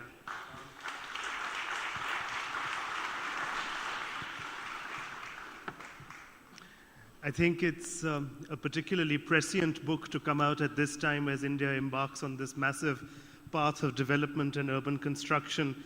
We needn't chastise ourselves and feel particularly bad. We're just programmed never to finish a building. It's just, it's been like this for centuries. It seems it's old, when millennia. In fact, I remember going to Lomas Rishi. I went back to the Barabar caves recently, and I was looking in there, and indeed, there are sort of an entire segment of Lomas Rishi itself which lies completely incomplete. So this seems to be sort of part of who we are, and so now we have a historical precedent to look through this book to explain this psychology. But I think more than that, what I loved about this book is the fact that it deals with the idea of labor. It deals with the making. And not enough art history deals with the actual process of making an artwork and what goes into it. And I think that's been very nice in both the way it's been illustrated and in the way that it's been written. I think it takes you right into thinking about how many days and man-hours and the kind of money it would have taken, and it makes you really think about the whole process of actually building these sites. And I found that one of the most interesting parts of the book, in fact. I think a flexible approach to finish also makes me think about something else, you know. I mean, on the one hand, you have shastras and other texts which go on about how, for reasons of auspiciousness, a temple or a building must be completely finished and finished right to the last nth degree. Otherwise, it is incomplete or inappropriate and it's not worthy of worship. And yet, so few buildings have actually been finished to that extent, which makes you see what the texts are trying to do. They're trying to make those people who are ingrained psychologically never to finish. These are lessons for them to know that God's going to be very upset if you don't finish making the building properly. Whereas in practical terms, a building is just something that's good enough. And a lot of things in life have to just be good enough. They might not be complete and exact and perfect and done, but it's good enough. You can make do. And I think that's the other thing that comes through a lot. And that's a very uncomfortable thing for art historians, because you want everything to be finished, not the idea of something. You want it to be complete. A critic wants something to be done. But I think we have to learn to live with things that are good enough. I don't know what you feel about these matters. I mean, what I also think is, as academics, we spend such a lot of time making things. Sorry, my voice is going as well, but I'll bear with me. As academics, we spend such a lot of time making things into shades of grey rather than, is it finished or unfinished? And this is a way of thinking about sculpture in terms of a continuum, that things are slightly more or less finished than others. And it's about it, as you're talking about the function of buildings, is it complete enough that the building will work for its particular purpose? And I particularly enjoyed the attention, as Naman was saying, about thinking about works of art in terms of the materials of sculpture, the process of making, the impact of different kinds of stone, sandstone or granite or chloritic schist, on actually what you can do. And so much of early scholarship on Indian art has been the sort of iconographic god spotting of is it this deity or that deity, and getting precisely the right name for this deity, when actually sometimes we want to talk about, well, how is it used, how is it made, and these kind of issues. And I think this is what your book brings out in such a rich way, which I appreciated very much. It spoke to me in ways of I wanted to hear this. So do you want to respond to that? Just one quick little point. When you read the few inscriptions that talk about a temple, like just take Ajanta and the minister's inscription there. He describes it in glowing terms as, you know, there's this beautiful picture galleries and ledges with the nymphs of Indra and all of this. So in a way, I think the idea always was to complete it, but I think that if the shrine got ready earlier and was perfect, in a way, I think that that's when you said, okay, you know, circumstances have been such that the shrine is ready, it's perfect, and I can go ahead. You found one inscription to that effect. Yes.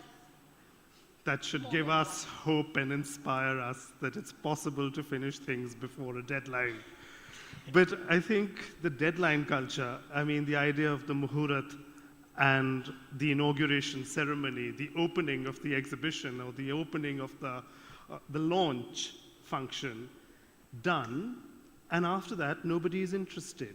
It's the standard problem, isn't it? I mean, how many functions or exhibitions or products have a continued engagement in India after the initial spurt of activity at that moment which is auspiciously ordained when it must be inaugurated, and then after that, it's something that's just completely forgotten about. I mean, I think that's really another reason that has to be considered, I mean, which you do refer to in the book, and you mentioned this as well. I was thinking about another thing. Do you think they covered up a lot of the unfinished stuff with pigment, with paint? Are the sockets in front of many of the rock-cut caves meant to accommodate ballis, poles with textile and tents in order to be able to have an extension to the monument? So what you see of the Chaitya or the Garbhagriha at Udaygiri or anywhere must have an extension in front of it, which is something that we can't really ascertain as to what the degree of finish to a building may have been, because when you have a fluting on a column, I mean, you can do that with trompe-l'oeil or something and make it look like the other side. Do you think that was... I'm sure that there were structural extensions to almost all of these buildings. I mean, the whole Shamiana idea would certainly have been there. But if you have a panel on which one side, the fluting of a column is totally complete and the other isn't, it seems to me that there was an intention to finish the other one. So I think there are gradations and shades of intended meaning as well, and what was not important and was left out, and what was important but just wasn't finished, I think. Not finished, but you could still cover it up. Or was it okay to live with it unfinished? Not even cover it up? That's my question. Not even the pretense of covering it up? I don't think that there was a pretense of covering it up, because it's very difficult. There's no little holes there or anything that suggests that it was covered up. So then fundamentally the question becomes... You don't notice it. Right. This is what I'm thinking, because finding both Indian local tourists and foreigners who never notice this unfinished, it seems that our eyes perhaps take in the perfect finish on certain sections and focus on that, and we actually don't notice the unfinished. I mean, I found it surprising, but I think a lot of people haven't noticed any of that unfinished. I don't know how you handle that.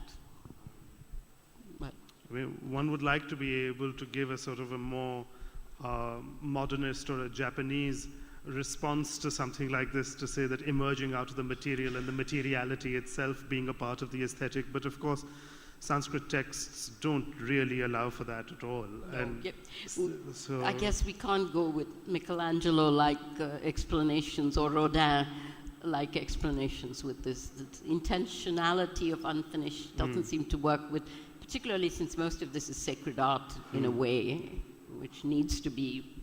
But I still think even if there isn't any clear text or evidence for this notion of you know, since the mid-20th century, there's so much scholarship on the symbolism and religious meanings of these structures, and that sense of coming into being of a temple, and that sort of unfinished sections suggesting that it's still emerging. It is emerging out, even if the intention wasn't there. It still suggests that. I mean, I'm struck as well by many structural temples that are not, in a sense, finished, and it's in a sense that temples aren't built all at one time. They are added to, they're developed, and so there's a sense almost as which the site itself is what matters, and the sort of the energy of the site is emerging and coming into being, and so the developing nature of the temple is that you don't want to sort of terminate the sacred nature of the site by finishing something. You have a very important point there, and Samuel Parker has pointed it out very well. And I do believe it applies to these extended temples in South India with which you deal a great deal. Those are going to continue. So are some Jain temples in many areas where they keep adding a mandap or adding a hall or adding something. But I think there's a distinction between, I guess we need a definition of unfinished. There's a distinction between continuing to add, which will always happen as each generation wants to put in their bit of punya, karma, all of that, and add something, as opposed to me, when you have a panel that's flanked by 2 columns, I'm just continuing to use that example because people have seen it visually, and one is finished and one is unfinished. There's definitely an intention. They know what finish is, and they do, I would imagine, intend to finish the other one. It's just, and the interesting thing is that these are at many different levels of unfinish as well. So yes, your explanation, and Samuel Parker, who has done a lot of work on that, it's certainly true that important sacred sites are never finished. They will always attract continuing donations, but I don't see that as unfinished. That's continuing devotion and continuing dedication of structures. I mean, I was thinking as well, I was hoping you'd illustrate it in Mamallapuram a little more, right at the beginning. Could we have the first illustration, actually? Can they go back to the very first slide? Is it possible to please put that back? Please. Or I could describe it. My very first lecture at my current institution, suddenly the projector died and I had to mime a whole lecture, which was meant to be illustrated. It was challenging, but... What I've always found interesting in some of the rock-cut monuments at Mamallapuram is the way that, as you say, the sort of finish and unfinish is on the same monument. And it's almost as if, I'm not a sculptor, but if I was sculpting one of these rock-cut monoliths, I'd rough the whole thing out first, and then gradually, do the stages in sequence towards completion. But I wouldn't... sculpt out, put all the details in, put all the fine polish on the topmost bit before I'd actually even roughed out the bottom. Surely you'd sort of rough out the whole thing and then do the next stage all the way down, then the next stage all the way down, rather than sort of finishing one corner and then, And so, at some of these rock-cut monoliths, it's very... particularly when you're working in granite, which, as you say, you don't carve granite, you smash it almost. Then you need patient work with abrasives to smooth out the surface. And what's striking about these monuments is the incredibly fine polish you've got on these monuments in very hard material. And yet, at the bottom, they're clearly working from the top down. I'm trying to get to what you want, but I'm going to have to go all the way back because I haven't taken it there. And it's just that fine polish on one bit, and yet another part is very roughed out. Well, may I make a couple of comments on that? And it comes out of the fact that Peter Rockwell had worked mostly with Western monuments, Egypt, Rome, and so on.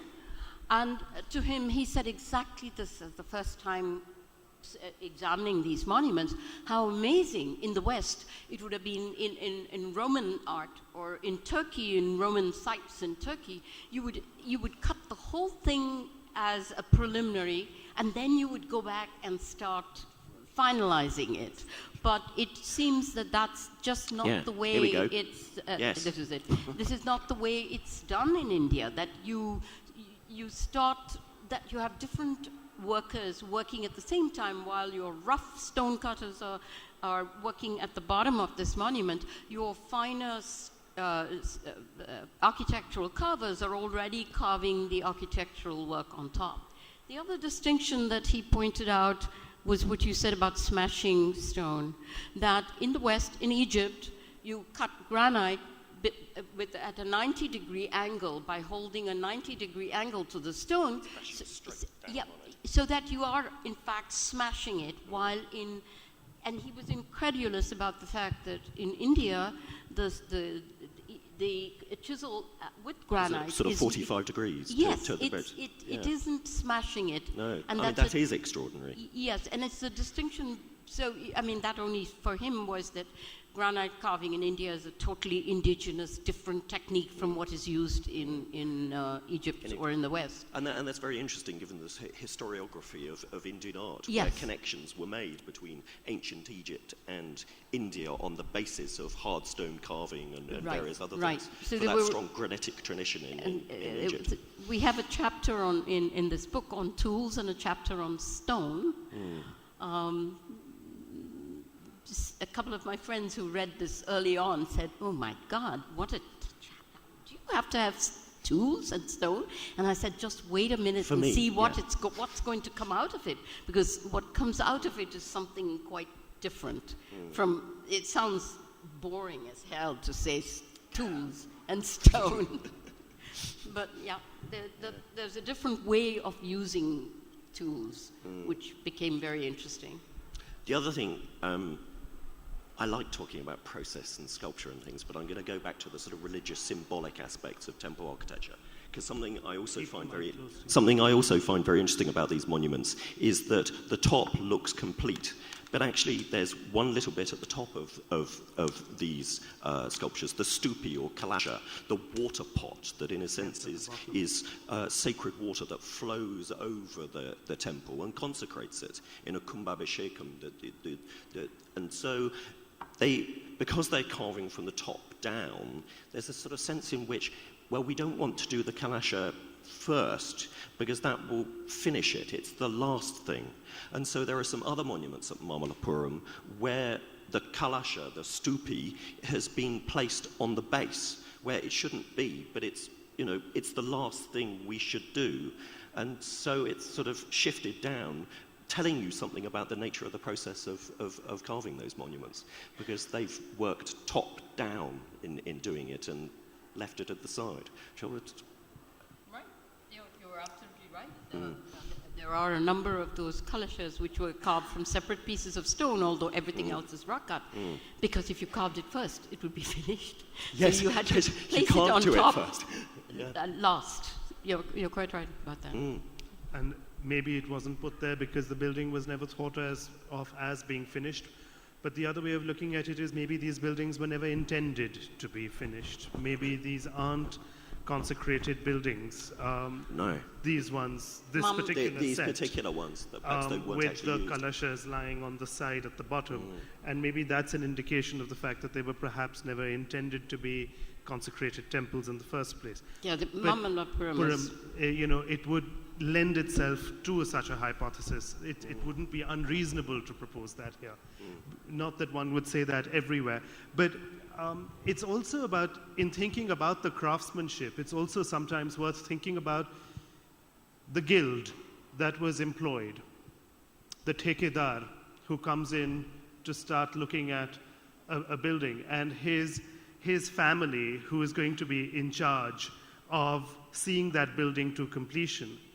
And the most senior ustad who works in the guild is going to be the one who would be in charge of all the fine bits and completing it and putting the last touches with the softest of touches.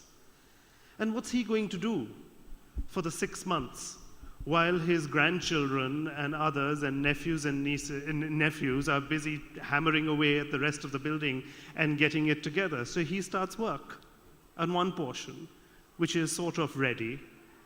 And he carries on working along with them and continues to work because they have to get the job done in a year or 6 months or whatever. But the more senior, accomplished members of the guild would start their work too as soon as they can, which might explain something of your question about why are some sections so finished and some sections not yet addressed. Perhaps I'm speculating, but I mean, if with all these, with this attention being paid to process and the guild and family as the basis of style and all of these things, perhaps it's worth thinking about the actual people involved. I think the challenge there is how little evidence we have of the people themselves and their working techniques, which is why actually going back to the objects themselves, you know, the materiality of, well, what do we have? We have the monuments, we have the traces of their tool marks, and looking at the process of production. And, you know, it'd be lovely to know about who were they and who made it and how many and how long it took. But, you know, we have this evidence and that attention to detail, that close looking at monuments. When we do have names, and Khajuraho is such a well-studied site, but it still hasn't been pointed out, as we've done in this book, that two of the temples, the Lakshmana and the Vishwanatha, have names of sculptors on almost every block. And often the names of the sculptors are written as we read them. They've been put in correctly. The curve is a lotus curve, but the writing is upside down, which was an interesting thing because it suggests that perhaps this was account keeping of sorts, and that blocks of stone were given and the name of the sculptor was written, and then he was converting them into pieces to put on it, and that it was, maybe it was purely account keeping. So and so worked on this block of stone and we owe him so much money. It's possible, but there are huge numbers of inscriptions, and the name of the same sculptor, of course, we can't go by the same name. Many people aren't named, they have the same names, but there are the same names on intricately carved figures and also on simple paving stones. The name of the same sculptor might have been a common name, and it might have been, it's like Tom, Dick, and Harry sort of names, perhaps. But anyway, that's another issue of we will never know who the sculptors are, and we've only got the monuments, and we have to make all these assumptions from looking at the entire body, I guess, in a manner of speaking. But I think we should open this up to the audience that's been paying attention to all of this rather technical issues. And I don't know if there is a mic somewhere. Yes. The lady in front there. Well, Vidya, this was so fascinating. I have a question, like Namana Huja pointed out. Maybe these were all, groups of artists, sculptors, and they were working on a piece. And then when it's nearly done, the main artist either died, and so maybe there were like deaths and they couldn't finish it. There was nobody to direct. Or they were taken away to something else that was coming up. For example, if I think of Brihadishwara temple, after Rajaraja Cholan, Rajendran started Gangaikunda Chorapuram. So there was Darasuram also very close by. Maybe all these were all coming up together, or soon one after the other. So little bits unfinished really didn't matter because the main thing was going to come up somewhere else. You're absolutely right. I mean, in many instances, what you've said did happen. But there are many other instances. It's such a complex sort of architectural and art history in India. Any single explanation one gives applies to a certain body of material, but then it doesn't apply to something else. So we always have to be careful and sort of say, well, this explanation, for instance, the rhythm of construction with the Hoysala temples, it applies only to the Hoysala temples, which uses those building blocks itself to carve on. For instance, if you go to the Orison temples, it's not that way. They you've got all the joints, so they've constructed the temple and then gone up on scaffolding and carved it. So each of our explanations is applicable to a small body, and you're pointing out the Brihadishwara as a perfect example. Yes, Rajendra took away the sculptures from the Rajaraja temple, Brihadishwara, and therefore it does remain unfinished.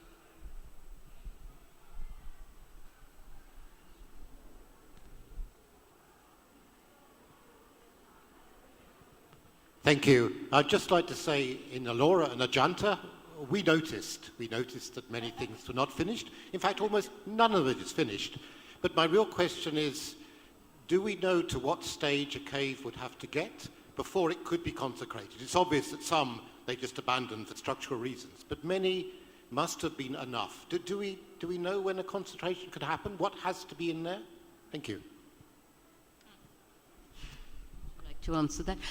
We use the word consecration very lightly, and actually we don't know what in those times really would have counted as complete, particularly when it's just a linga shrine. Would you like to add something to that on consecration? Texts on consecration are very exacting in what they expect of a sculpture and the house in which the sculpture is kept and the man who anoints it and who sculpts it, as well as the one who consecrates it.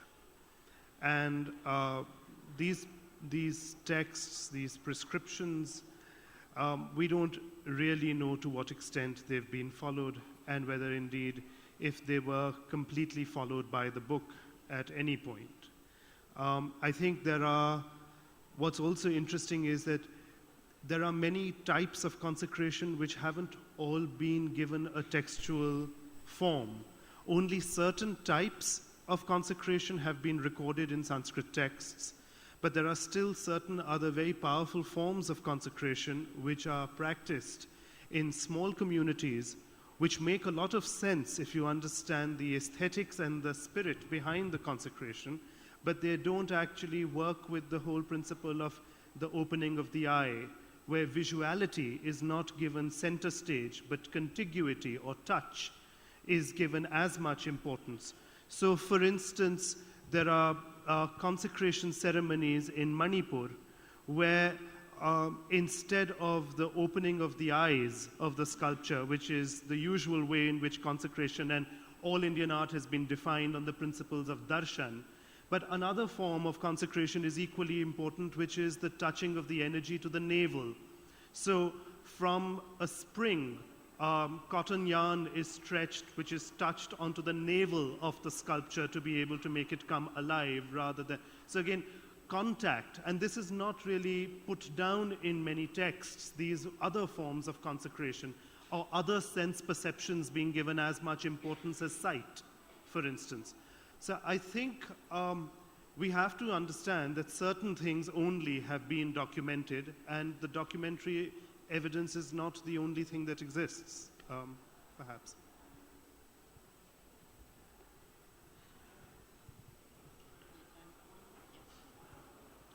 Just to add to that, when you're talking about the consecration, a lot of the caves of Ellora have water pouring over them.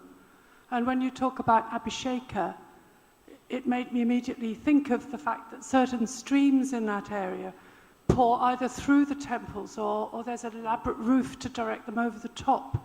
And that made me wonder if maybe if the monsoon came early, they felt that the cave had already been consecrated in that way. And the whole thing is a sacred mountain, which yes. is indeed. That's a very poetic line of explanation. I mean, I think that an explanation for the reason why that site is there is not just we want to build some rock cut, create some rock cut monuments at Ellora, and there's a convenient rock face, but also the fact that it's well watered and there is a water supply, and you should build a temple by a supply of water. So it is that it's about the landscape. It's about the significance of the landscape in explaining sites, not just in terms of the features of the landscape that make it an auspicious place, as well as the availability of some good stone. So. You're quite right. The choice of a spot and its proximity to rivers or water sources is something that's being recently explored, I think, and can lead us in many interesting ways.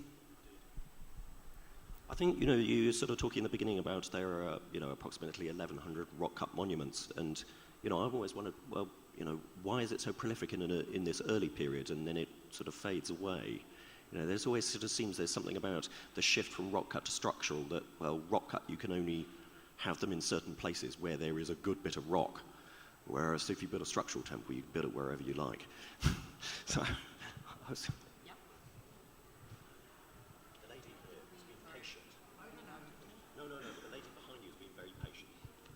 Yeah. Take that as the last question. I think the organizers would. You spoke about the possibility of account keeping by means of, yeah. Can't hear you. Can you hear me now? Yes. Yeah. You spoke about the possibility of account keeping by assigning various panels to the workers. So could some of the unfinished panels also be a case of an oversight? As in you mentioned oversight when you're looking at a complete structure, so even while making, if no one kind of claimed that kind of responsibility to certain overlooked parts of a structure, I don't know if you... Did you get that question? No, I didn't fully understand. As in, could it be a case of oversight and assigning and delegating to the to the concerned workers, the unfinished parts? An error in judgment on the part of the patron. No, not the patron. The one who is responsible for the workers, like an oversight, not an error in judgment, exactly. Yeah. She's asking if it's an oversight. Leaving it unfinished? Yes. Very glaring oversight. And the other thing is, if it was an occasional one here or there, you could possibly go that way. But if you look at 1,100 rock-cut monuments and find 700 unfinished, it's some other explanation. Of course, much of it is the usual type of patrons running out of funds or a dynastic upheaval, but it's just that there's much more. It's a much richer area to explore than is suggested by just drying up of funds and dying of patrons. So I think what we with this topic is the realizing that we should stop trying to be perfect, and like these monuments, we should be good enough. So. Thank you.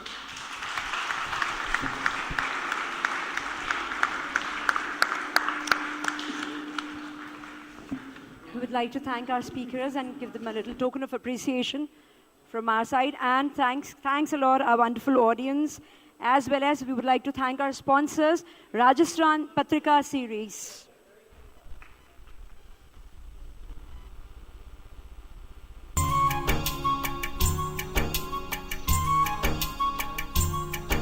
Hindi सिर्फ एक भाषा नहीं, हमारा संस्कार है, हमारा इतिहास है। हिंदी एक सोच है, जीवन जीने का तरीका है। अपनी भाषा को इज्जत देना अपने वजूद को सम्मान देने जैसा है। हिंदुस्तान की सैकड़ों भाषाएं हिंदी में शामिल हैं, इसलिए हमेशा से सबकी पसंदीदा है। देश के सबसे बड़े हिंदी अखबारों में एक है पत्रिका। उत्तर भारत से लेकर पूर्व पश्चिम दक्षिण तक सबके दिलों में बसा है। आज राजस्थान पत्रिका केवल अखबार नहीं, रेडियो, टीवी, मोबाइल, इंटरनेट और अन्य साधनों से लोगों की बात उठाता है। लोगों को जीतना है तो उनके दिल जीत कर देखिए। हिंदी पढ़िए और हिंदी बोलिए। राजस्थान पत्रिका, देश का प्रमुख समाचार पत्र समूह।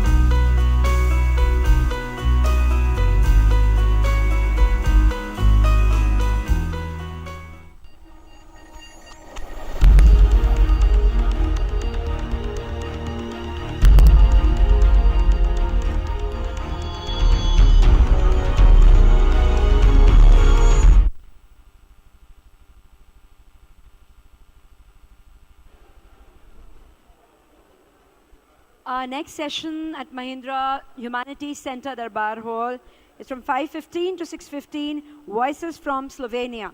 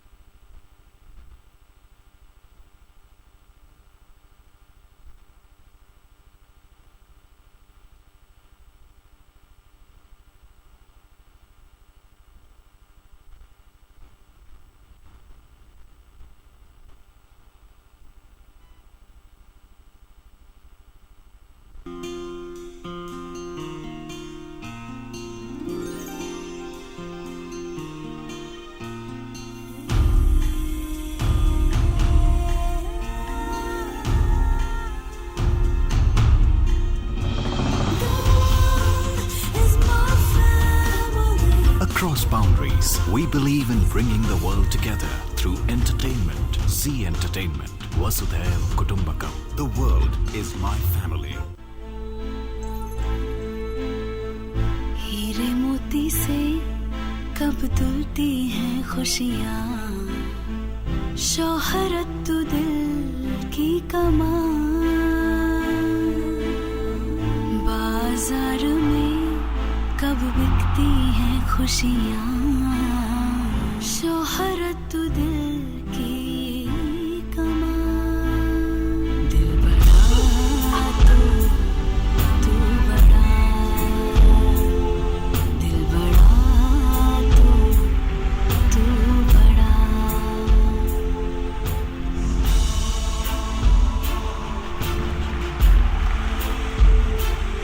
दिल बड़ा तू बड़ा। अच्छाई की एक अलग चमक होती है। रजनीगंधा सिल्वर पर्ल्स, सिल्वर कोटेड इलायची। गेम्स, मूवीज और म्यूजिक के 71,21,302 मिनट, ये सब फिट होता है एक छोटी सी दुनिया में। Free music, movies and games only on Airtel, the smartphone network. The humanities makes us ask the big questions. What's it all about? What's the purpose of life? What does it mean to lose someone? What is loss about? Nature of the human being, guilt and innocence? It's like the pulsating brain of the universe. More than a place, it's a spirit of inquiry. Major intellectual crossroads of the universe. There's a sense of curiosity, excitement. Issues that won't stay still in one The discipline. Humanities Center is really the beating heart of this university.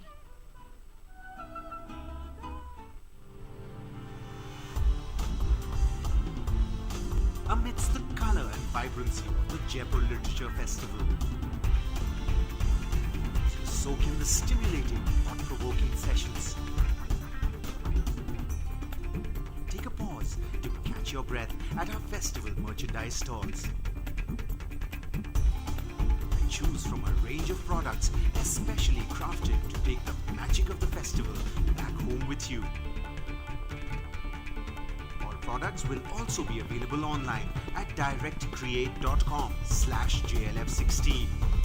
Remember, you first saw them at JLF16.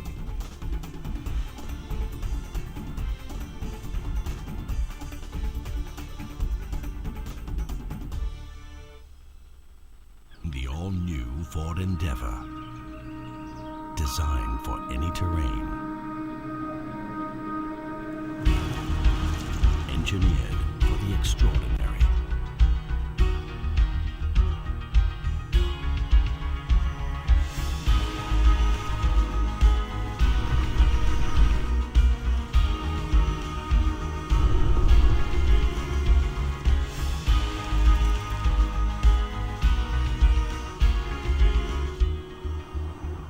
Our best innovation most capable SUV, the all-new Ford Endeavour.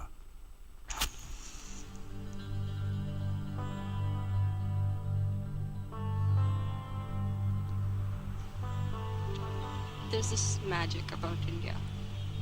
अभी जितनी आज़ादी मिल गई है, जितना ज़्यादा fast जा रहा है इंडिया हमारा, ये कुछ बता नहीं सकते. There is nothing in this world that you can do. You just need to get yourself out of the bed and start doing it, man.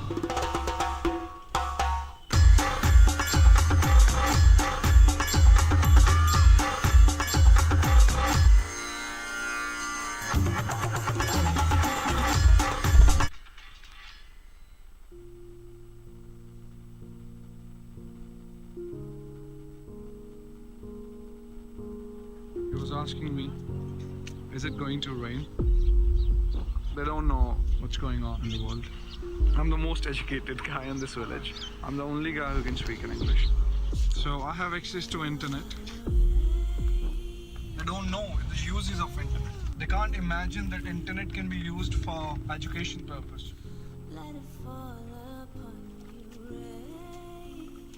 If you give these two tools, English language and internet, I can bet on this. It's going to change everything. Hello guys, as you can see, this is my house and no Wi-Fi at my house. This is my neighbor come friend. No Wi-Fi in his house, but yes, Wi-Fi is there at his neighbor's house. Yeah, so me and my friend come neighbor sit here and use my neighbor's house Wi-Fi. India is a country of brotherhood. We have one Wi-Fi router, but 5 families use that Wi-Fi router.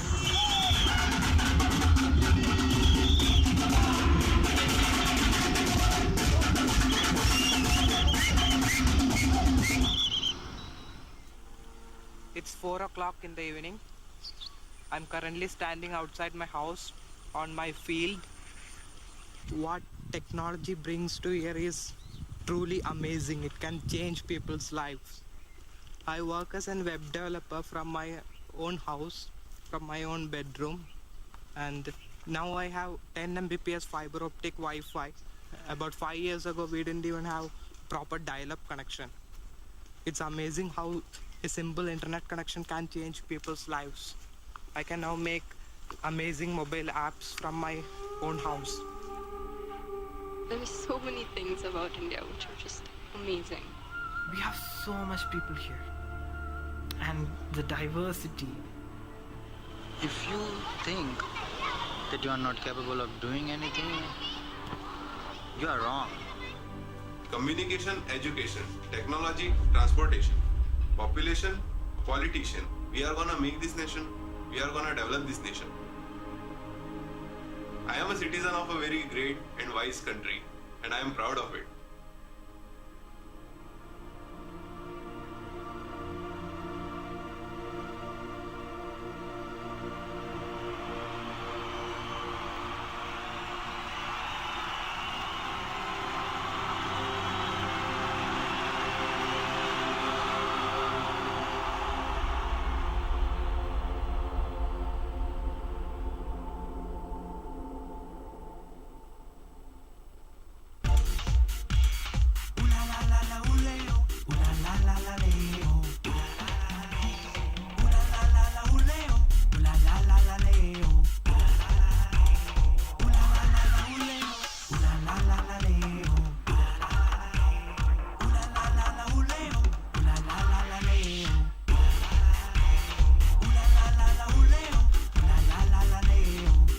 Social network. Kingfisher, the king of good times.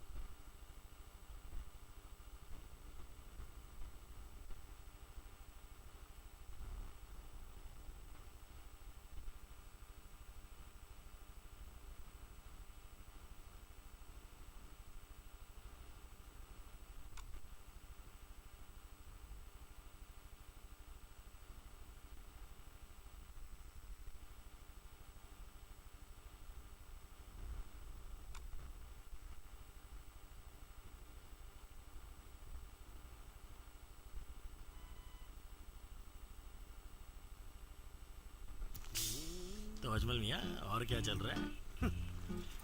सुना highway पे tempo पलटा, गन्ने से लदा था। बिरजू के लड्डू खा के 3 बीमार। खोया बासी था। अरे रैना भैया ने क्या काइच पकड़ा है? Run out.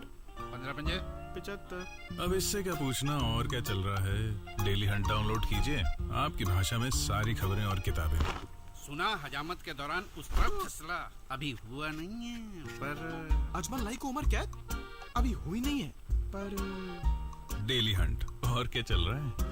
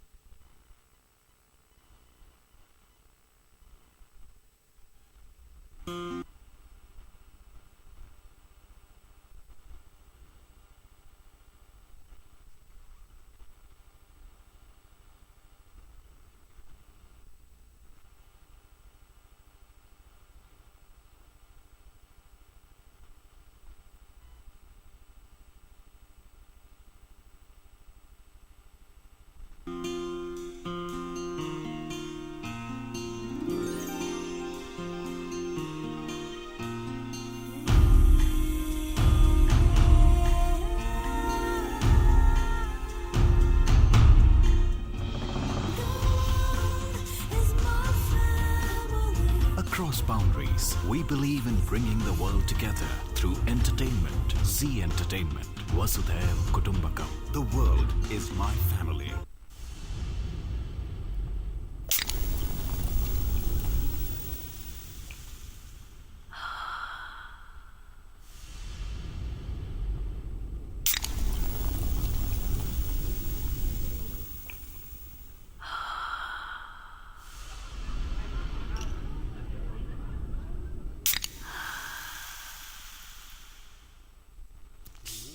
तो अजमल मियाँ, और क्या चल रहा है? सुना हाईवे पे टेम्पो पलटा, गन्ने से लदा था। बिरजू के लड्डू खा के 3 बीमार। खोया बासी था। अरे रैना भैया ने क्या काइच पकड़ा है? Run out. 15 पंजे 75। अब इससे क्या पूछना और क्या चल रहा है। डेली हंट डाउनलोड कीजिए, आपकी भाषा में सारी खबरें और किताबें। सुना हजामत के दौरान उस पर फैसला अभी हुआ नहीं है, पर अजमल लाई को उम्र कैद अभी हुई नहीं है, पर डेली हंट, और क्या चल रहा है।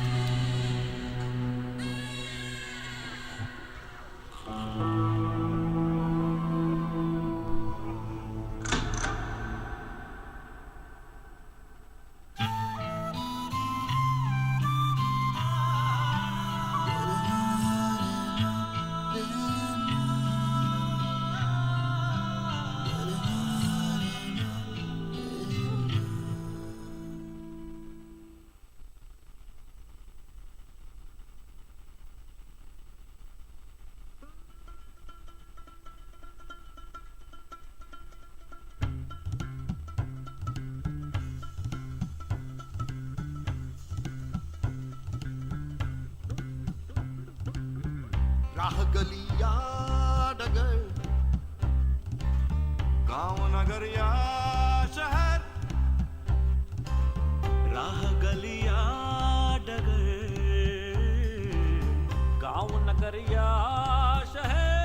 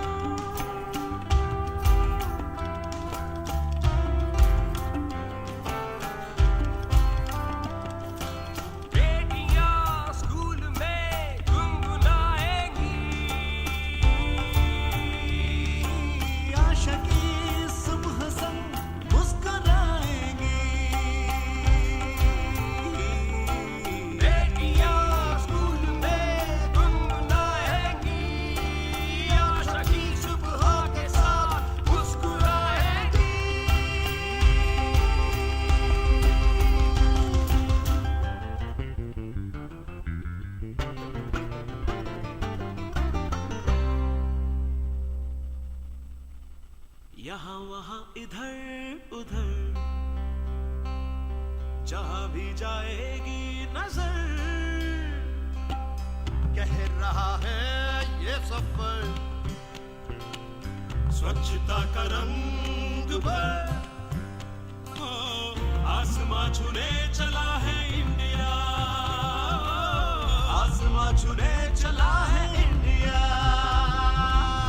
फैसला ये कर चुका है इंडिया फैसला ये कर चुका है इंडिया बनेगा बनेगा बनेगा बनेगा बनेगा बनेगा स्वच्छ इंडिया बनेगा बनेगा स्वच्छ इंडिया बनेगा बनेगा स्वच्छ इंडिया बनेगा बनेगा स्वच्छ इंडिया बनेगा बनेगा स्वच्छ इंडिया बनेगा बनेगा स्वच्छ इंडिया बनेगा बनेगा स्वच्छ इंडिया बनेगा बनेगा स्वच्छ इंडिया बनेगा बनेगा स्वच्छ इंडिया बनेगा बनेगा स्वच्छ इंडिया बनेगा बनेगा स्वच्छ इंडिया बनेगा बनेगा रे बनेगा बनेगा रे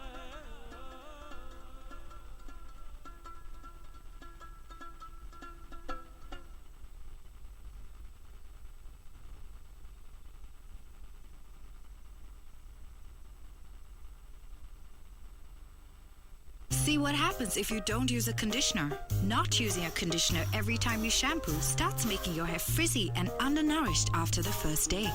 And so, you have to tie it up. All new Dove conditioner gives your hair the essential nourishment of 1/4 moisturizing cream and keratin actives. It helps reduce frizz and makes your hair 10 times smoother. For beautiful open hair every day, nourish it with Dove conditioner.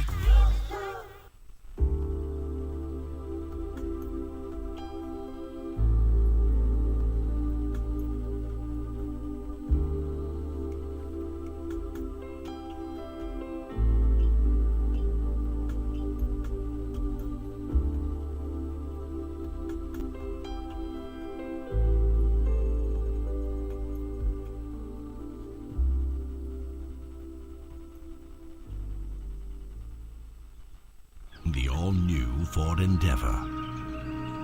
Designed for any terrain. Engineered for the extraordinary.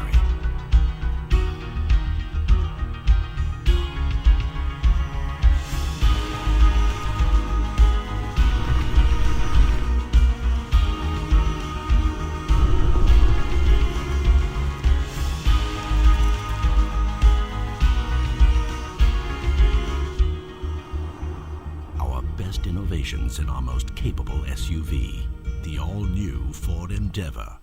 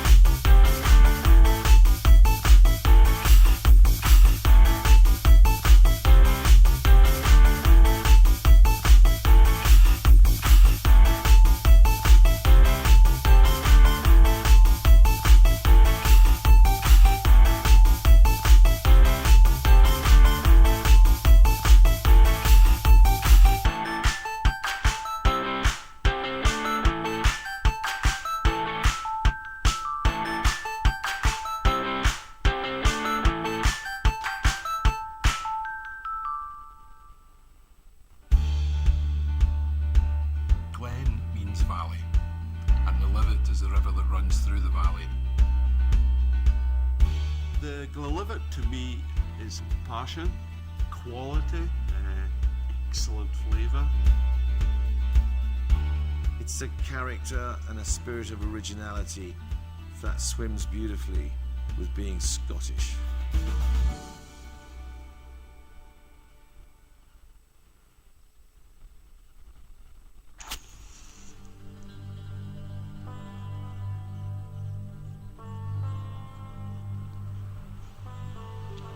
There's this magic about India. अभी जितनी आज़ादी मिल गई है, जितना ज़्यादा fast जा रहा है इंडिया हमारा, ये कुछ बता नहीं सकते. There is nothing in this world that you can do.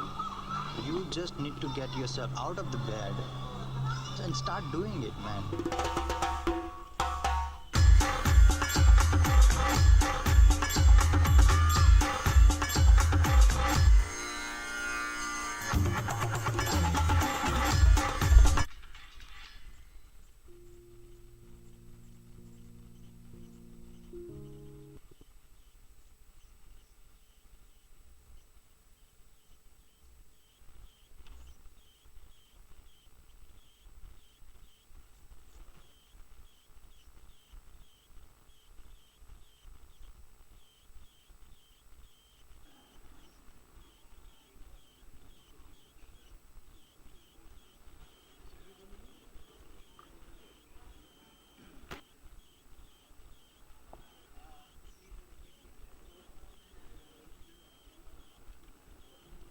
Good evening, ladies and gentlemen. Welcome to the Jaipur Literature Festival at Mahindra Humanities Centre Durbar Hall.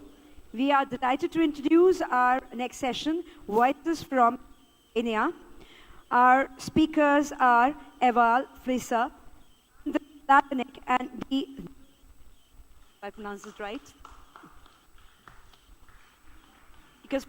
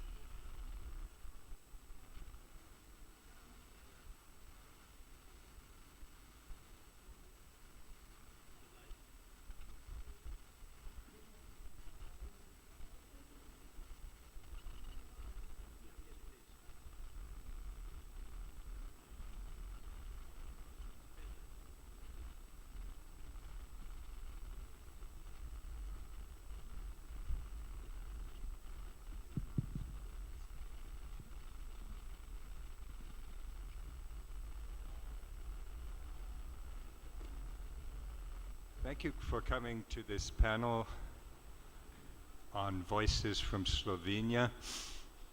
I'm thrilled to be introducing two very distinguished writers. Ewald Flisar received the Preseren Foundation Award, which is the highest cultural award in Slovenia. He was the president of the Slovene Writers Association for 3 consecutive terms. I was counting the novels, travelogues, short stories he's written. I came to 18. He's also an amazing playwright. He has 2 books in the bookstore, A Journey Too Far and On the Gold Coast, which was nominated, or won, Impact International Dublin Prize. This is a very distinguished cultural career, and I've been reading his work. I've been thrilled to read his work. We have Andrej Blatnik, who is an associate professor at the University of Ljubljana, also received the Preseren Foundation Award, the highest award in Slovenia, and he's considered one of the first writers to be independent of the generation of the 1980s, or so I've read. he's also a phenomenally prolific author, of whom a Western reviewer praised his darkly profound territory. I've been fascinated to read these books. I read a book by Ewald Fließer, which he says is not typical of his work, called Alice in Crazy Land. It's an amazing book. It's hilarious and also heartbreaking. It's really a book about ecology, but it's a book in which you have crowds chanting, "Long live the future." Such a complicated phrase. When people start chanting "Long live the future," it means they have no confidence whatsoever in the future. It's a book with surreal details, like somebody invents the exploding alarm clock, but it's also a book in which the material world begins to disappear.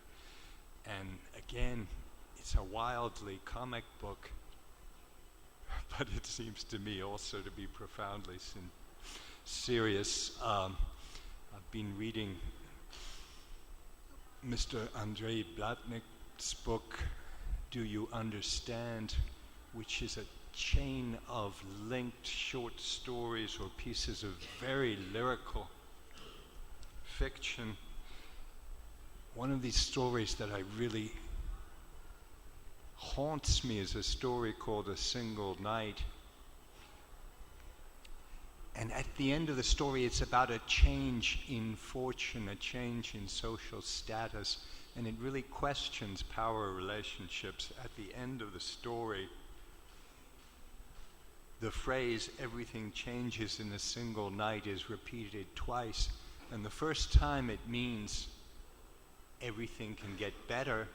No, the first time it means you can lose everything. The second time it means good fortune is equally dangerous. You might never be able to sleep again for worry about defending the position that you have. These are both writers of contingency. They're exploring worlds in which the human being is totally exposed. So I'm really just an introducer, not a moderator, but I'm going to suggest some topics for discussion, and I'm going to hope that both these extraordinary writers will read from their work. Some topics might be: what does it mean to write in a language that is considered or associated with a region, considered to be a regional language? What does that offer you? A language that a people perhaps identifies with, but a language that is not considered a global language. What are the constraints? Are there advantages?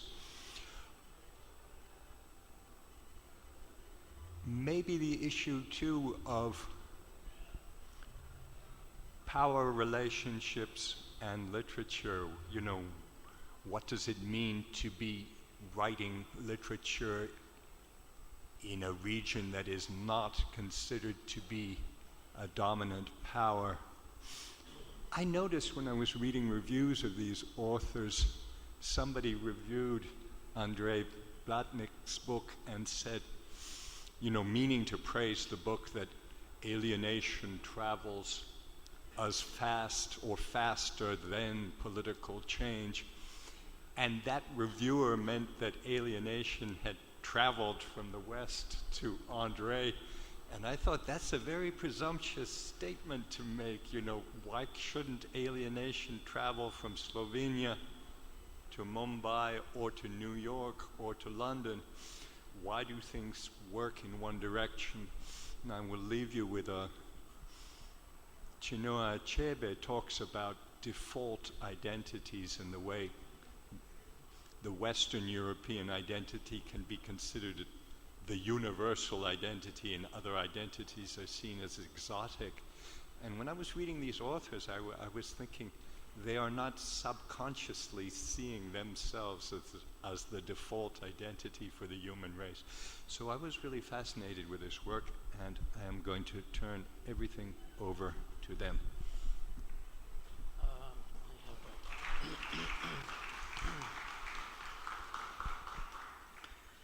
Well, we are meeting here for the first time in our lives, and we have both learned more about ourselves than we ever knew, which is amazing. Thank you. What does it mean to write in a language spoken by only 2 million people?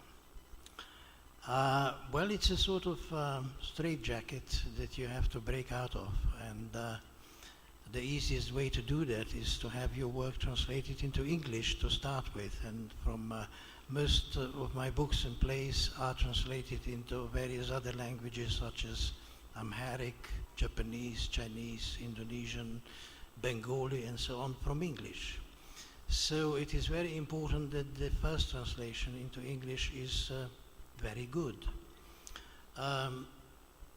My own plays I translate myself, but for novels which tend to be on the thick side, I have no time, because then I would have no time to write new ones. And occasionally things go wrong, because translators from Slovene into English are not all very familiar with our language. So whenever possible, I go through the text with the translator and discover occasionally quite phenomenal things. But then with a bit of goodwill from both sides, it can all be sorted out, and the book comes out, and then it can travel further. I think the rest, whatever I didn't say, can be filled in by my colleague, who is also an editor, not only a writer. He publishes most of my books in Slovenia. Is one of the best editors, with one exception, and that is my wife, who is also an editor. You probably got the first glimpse of Slovenia. Everything is running in the family. You know, the wife is the best editor. Okay, I can swallow that. There were so many interesting topics raised already, and we just started. We've been on stage for less than 10 minutes. I'm not quite sure to which one of those to respond. One thing very interesting that you mentioned, this story of mine. This story was written in a single night in Kolkata, when I spent a single night there. And later on I learned that the greatest writer from that area, the greatest writer in Bengali, whose name I do not need to mention, also wrote a story with the title A Single Night. It's very interesting how it all comes together. The other thing, you mentioned that sentence from the review, like alienation travels west to east. The Western perception is that, everything travels west to east, like good things go that direction, bad things go the other direction. Edward Said called it Orientalism, so it's not probably the case anymore. But what Eva just said about English being the bridge language, for quite a few smaller languages in the world, it cannot be bored through. For example, Eva didn't mention that last year he was an editor of an anthology together with a great Indian poet, Mr. Sachinandan, who is somewhere here, I think next stage, hosting the poetry event. And the idea of this anthology was to publish Indian literature written in languages other than English, so to represent the other official languages, probably also some unofficial, I'm not certain about that. But of course, there were no translators from Bengali, Rajasthani, Tamil, not to mention all the languages now. So all the translations were done through the English translation of this poetry. It's definitely, now we can discuss if poetry is what is lost in translation or not, or what is gained in translation in this case. It definitely enabled for those Indian poets to be presented not only in English, but also in another very small language called Slovene.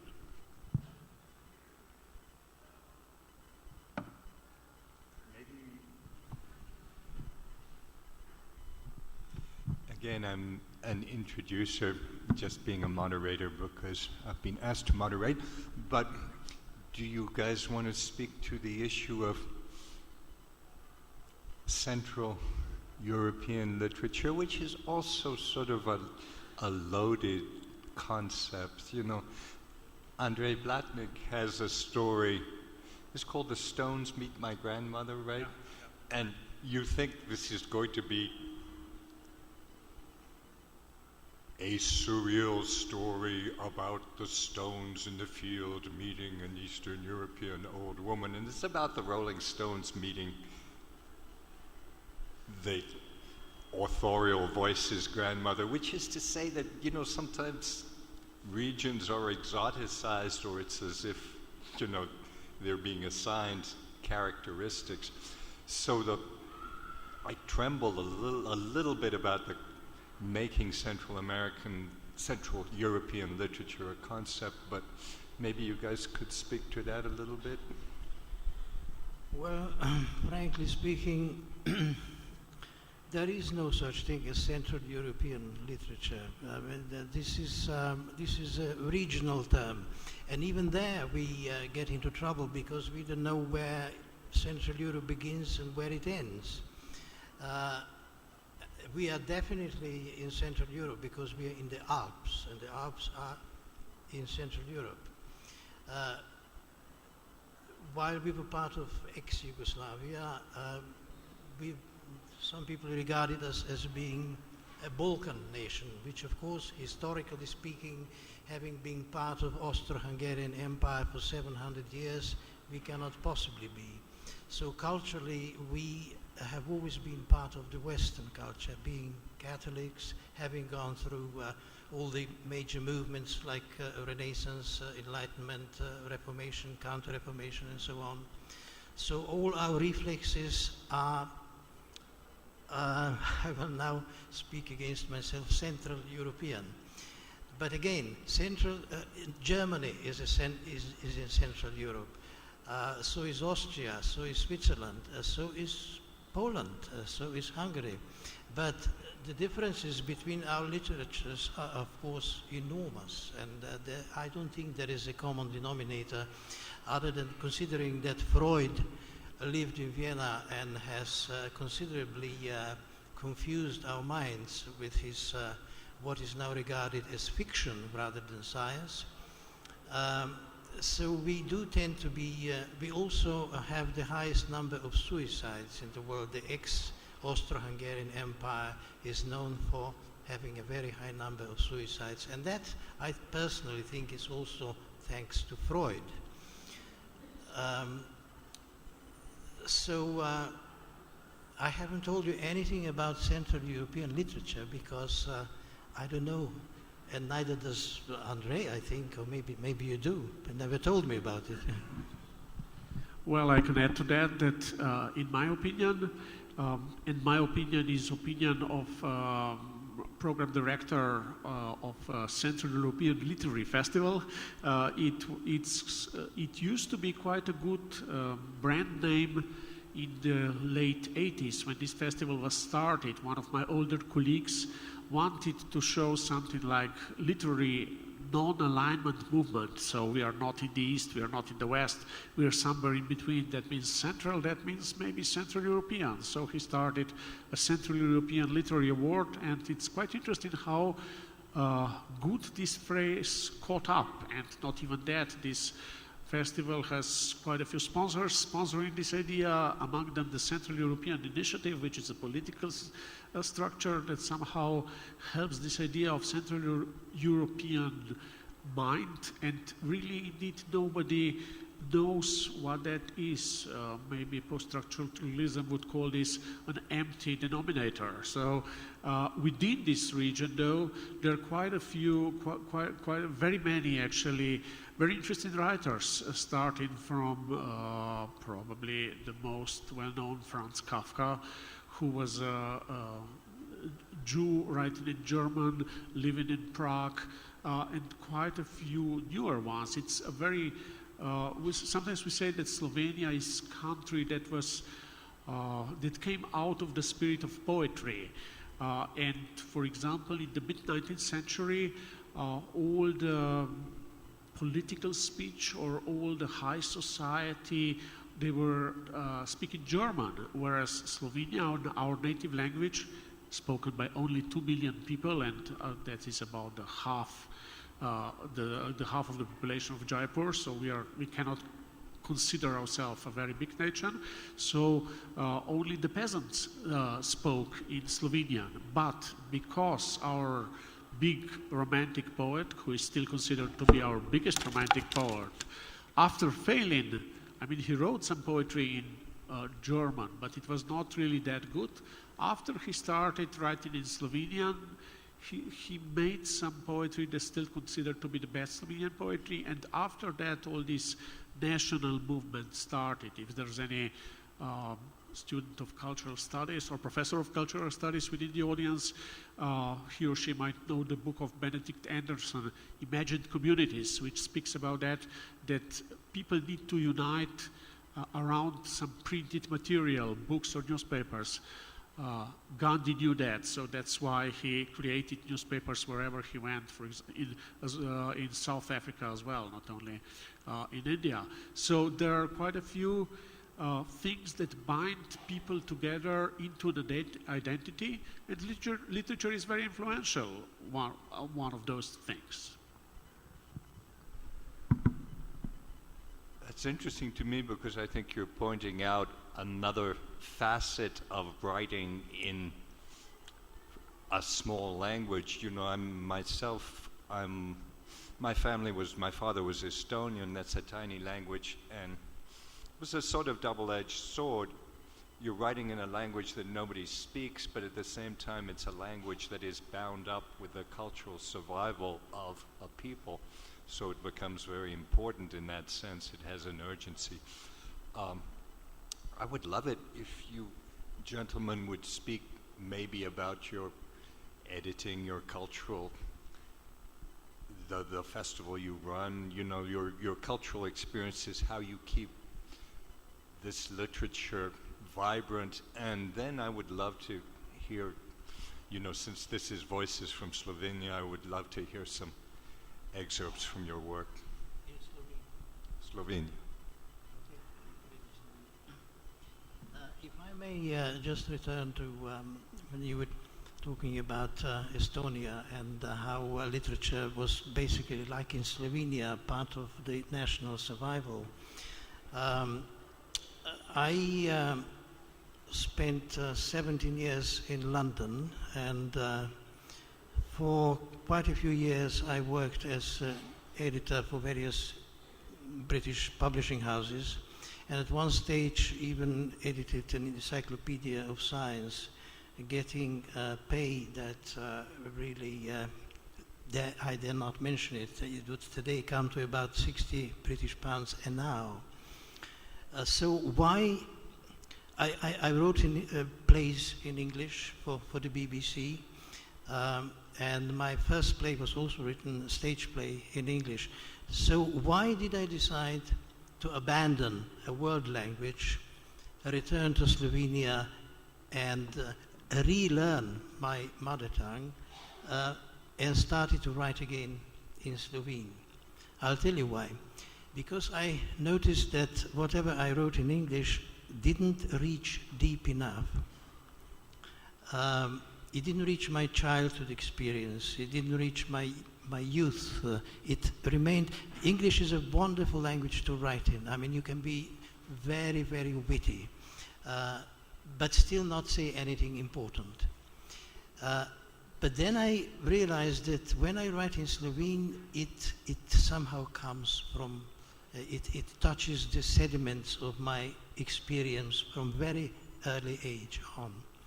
So I said to myself, well, if you want to be a good writer, you have to abandon writing in English and start writing in the language in which you can go deep inside and bring something of value out.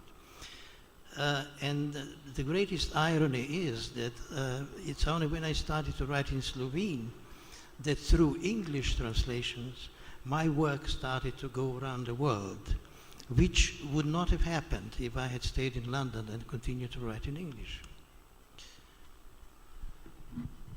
I just had a few words before we get to reading.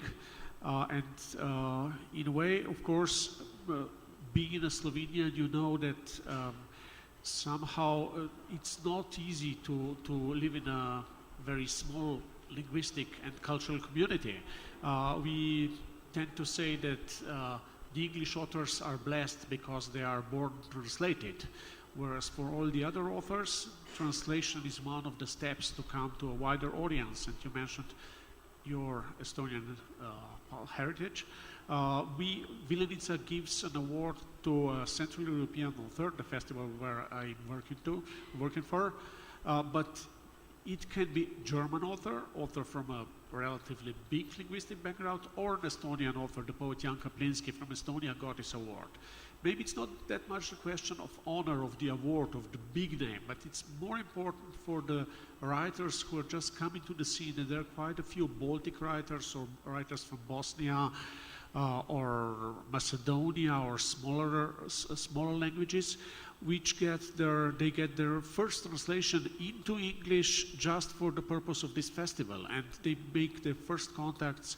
Then maybe somebody, publisher or festival organizer from elsewhere, be it in the East or in the West, gets attracted by what they write, and they say, okay, we'll invite you, we'll publish you. And so this may be modest, but still existing literary career expands the limits of your own language and of your own culture. And I think we, in a way, all need this. We need to travel, if not physically, then at least in mind. And people who came to this festival also traveled physically, because in the very beginning, before the fall of the Berlin Wall, for the, I would say, writers who were oppressing the regimes of their country, they didn't have that much possibility to travel. Invitation for them to a festival like this was for them a possibility to see another country, because otherwise they wouldn't get a passport. And we had some Russian writers in '88 who managed to go to Italy. For them it was the first contact with the West. And when I saw how touched were these guys that they can do this, I knew that we were doing a good thing. We'd love to hear some work. Would you read some? I knew this would come up. Before I start, I must make a confession. I'm a great lover of India. And 4 of my books are actually set in India. I first came to India as a very young man in 1974. Perhaps half the audience wasn't born then. I still remember elephants marching up and down Jan Path in Jaipur, which was then a small town.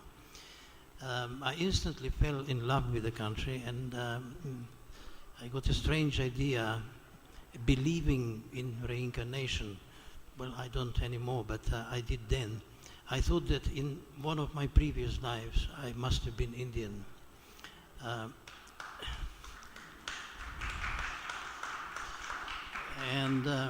Well, judging by your response, I am beginning to believe that I actually was. Anyway, I kept coming back. This is my 14th visit to India. And if I add it all up, I have spent 2.5 years of my life in India. And being disillusioned with Western culture generally, Catholic religion, a lack of spirituality, and other things, I somehow embraced various aspects of Indian philosophy and ended up being a Buddhist, basically, not in religious terms, but philosophically speaking and psychologically speaking. I think that is the only, Buddhism is the only philosophy that is worth anything. Western philosophy is now preoccupied with itself. But Buddhism is forever, I think, because it offers answers to all the important questions of life.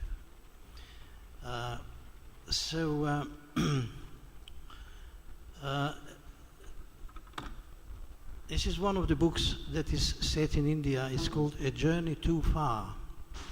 And my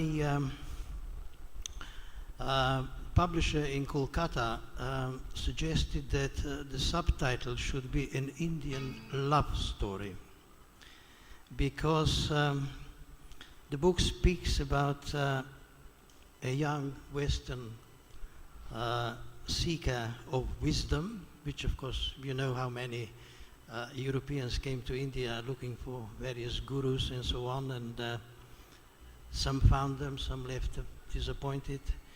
And this young man meets an incredibly interesting, young, beautiful Indian lady called Sumitra.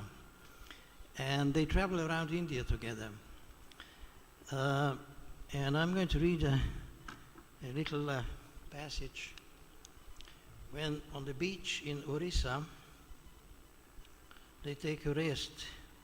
Will I find it now? That is the question.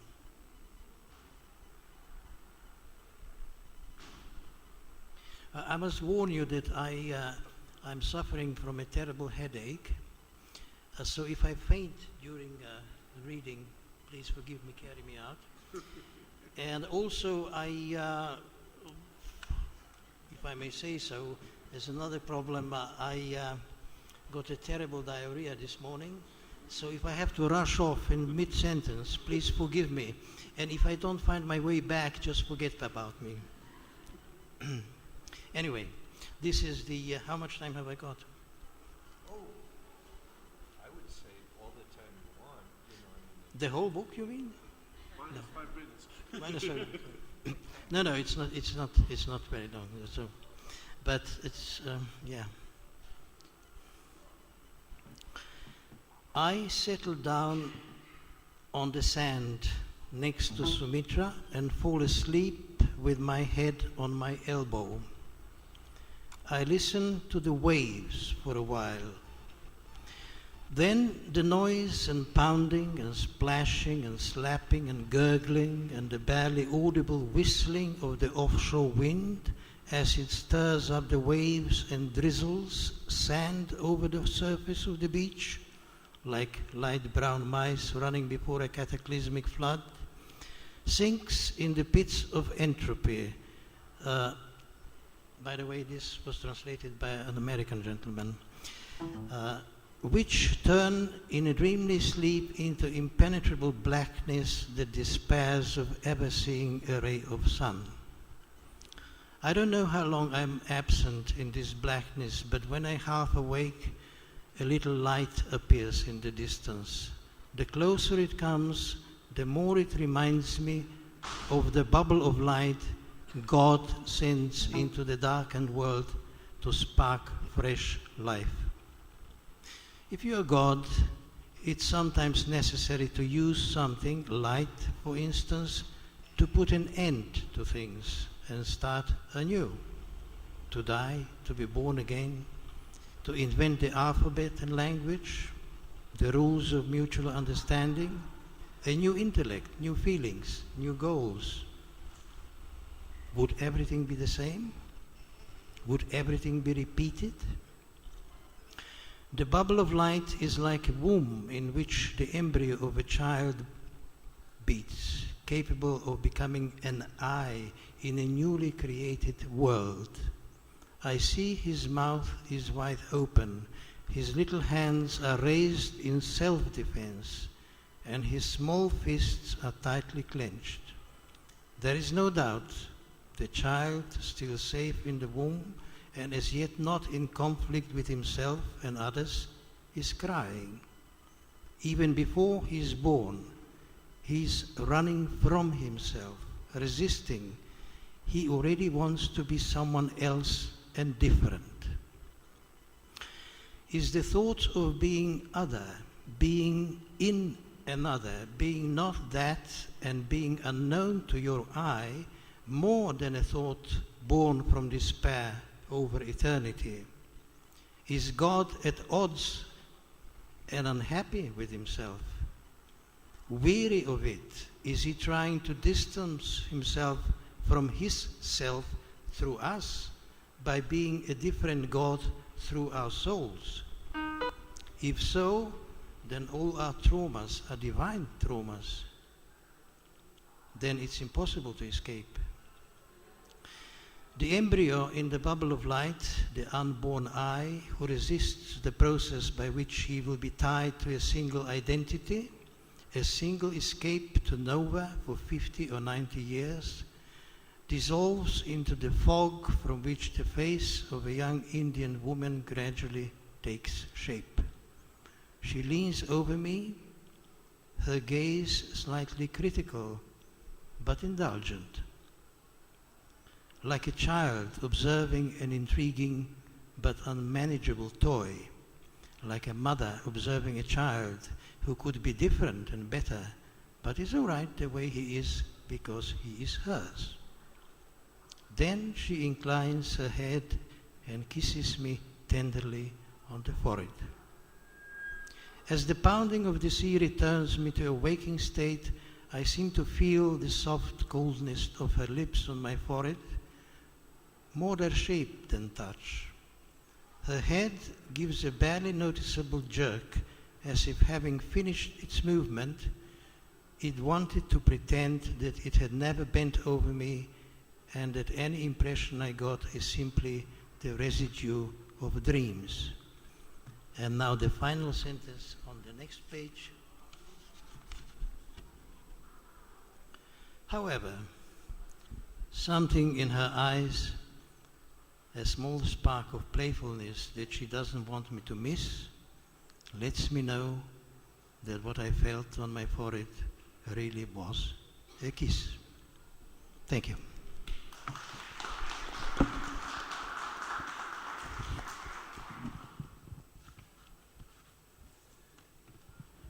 To leave some time for the Q&A, I'll read a short story, only 2 pages, and as you can see, these are small pages. And I cannot really compete with Ewald. I was only 12 times in India, so I cannot promise that this takes place in India, but it could possibly. You'll tell me later. It's a rather dark story. The title is Cracks. Many stories have happened. This is one of them. You have a wife, you have some kids, you have a job, you have a car, you have a house in the suburbs. It looks like you'll die happy. Your children will cry at your funeral, and your neighbors will be sorry you've gone. Then one night, as you're driving home in the last light, going no faster than usual, there is a thump. You hit something. You haven't seen anything. There was just this thud against your car. You stop, you get out to see what's happened. There's a child lying under your car, 7, 8 years old. You've got one just like him, waiting for you at home.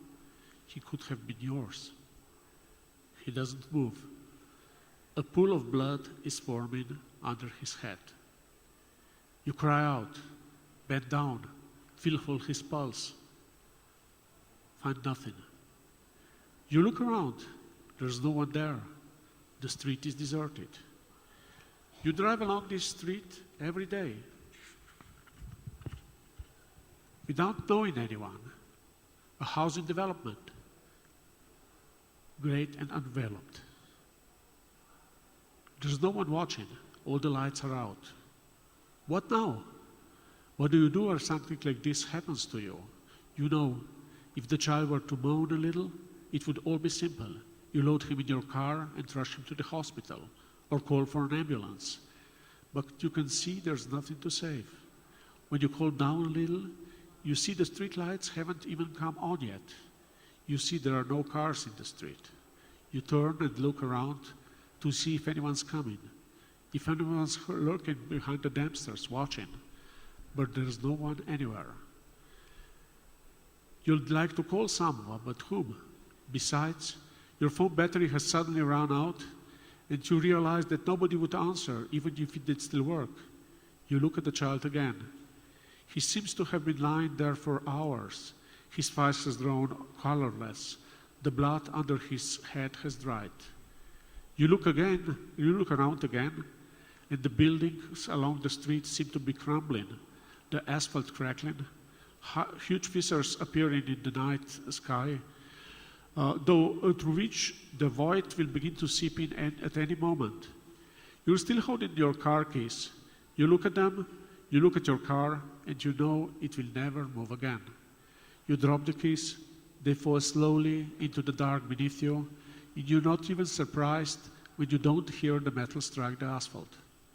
There's no sound left anywhere. No dogs barking, no televisions buzzing, no phones ringing. Again, you bent over the child. He's getting tinier and tinier and more dried out. You look at your hands and wait for the cracks to appear on them too. You think, I had a wife, I had kids, it seemed I would die happy. Now things will happen differently. Many stories don't have happy endings. This is one of them. Thank you.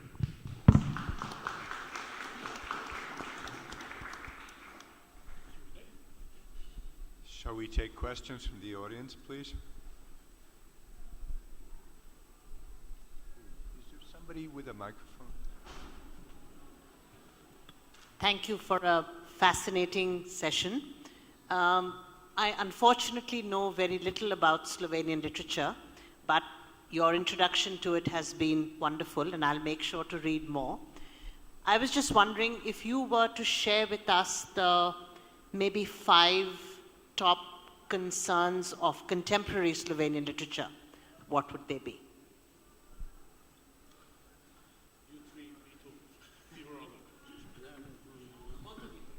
Well, having lived abroad for such a long time, I must shamefully admit that I'm not all that familiar with contemporary literary trends in Slovenia.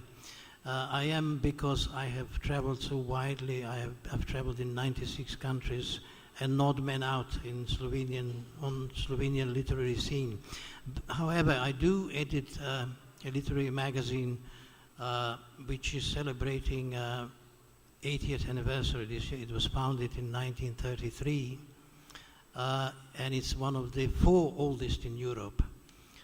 So I do obviously come in touch with contemporary Slovenian literature because I have to read an awful lot of stuff that comes in bags and sift through it and then decide what to publish and what to reject.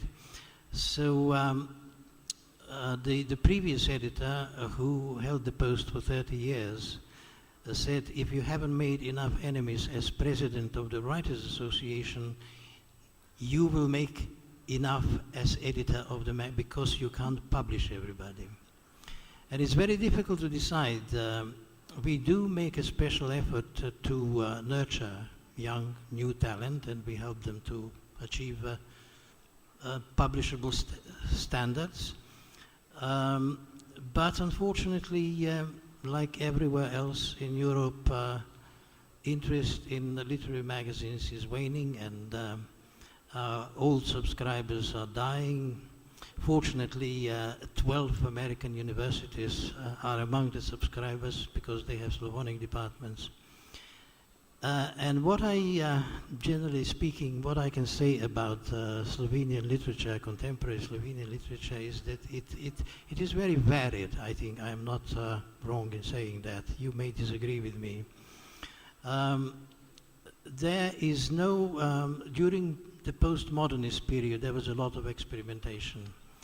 But those times have passed. I think prose especially has somewhat too much, for my taste, returned to sort of 19th century storytelling, you know, with classical structure of the novel and so on. There is experimentation in short stories, and Andrei Blatnik, of course, is a prime example of that. It's easier. I think I have said enough without telling you what you wanted to hear, so I will pass the microphone to my colleague. Maybe just add a few statistical figures. Since I'm a professor of publishing studies in my real life, I'm a writer in my spare time, if I have any. I can assure you that Slovenia has the second highest ratio of numbers of books being published per capita Number one is Iceland with 300,000 people, then it's us with 2 million. Although very many literary books are published, only half of them is being written by Slovenian authors, the other half is translation. Still, this leaves us with quite a few novels every year. And one very interesting thing is, before I spoke like Slovenia is a nation which was born out of poetry. Historically speaking, Slovenia became a state nation in 91 when the Berlin Wall fell, and we had a very brief 10-day war with the former Yugoslavia, with the rest of the former Yugoslavia, and everybody was expecting that now there will be zillions of novels describing this 10-day war, but we don't have a single novel speaking about it. Obviously, the historical importance of literature as a tool for building the nation has been done and over with in the late 19th century. Whereas nowadays, there are more and more stories, for some time, because for so long literature was carrying some, was discussing things of national importance. There was a strong intimistic period after that. But now, in the last few years, there is on the rise is also the question of everyday politics, such as pollution, refugees. We have a huge refugee problem now, not only in Slovenia, all over Europe actually. And this has become a decent topic in today's terms.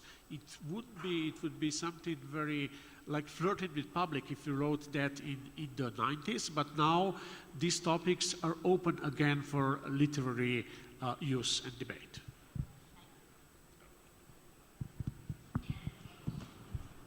Welcome to India.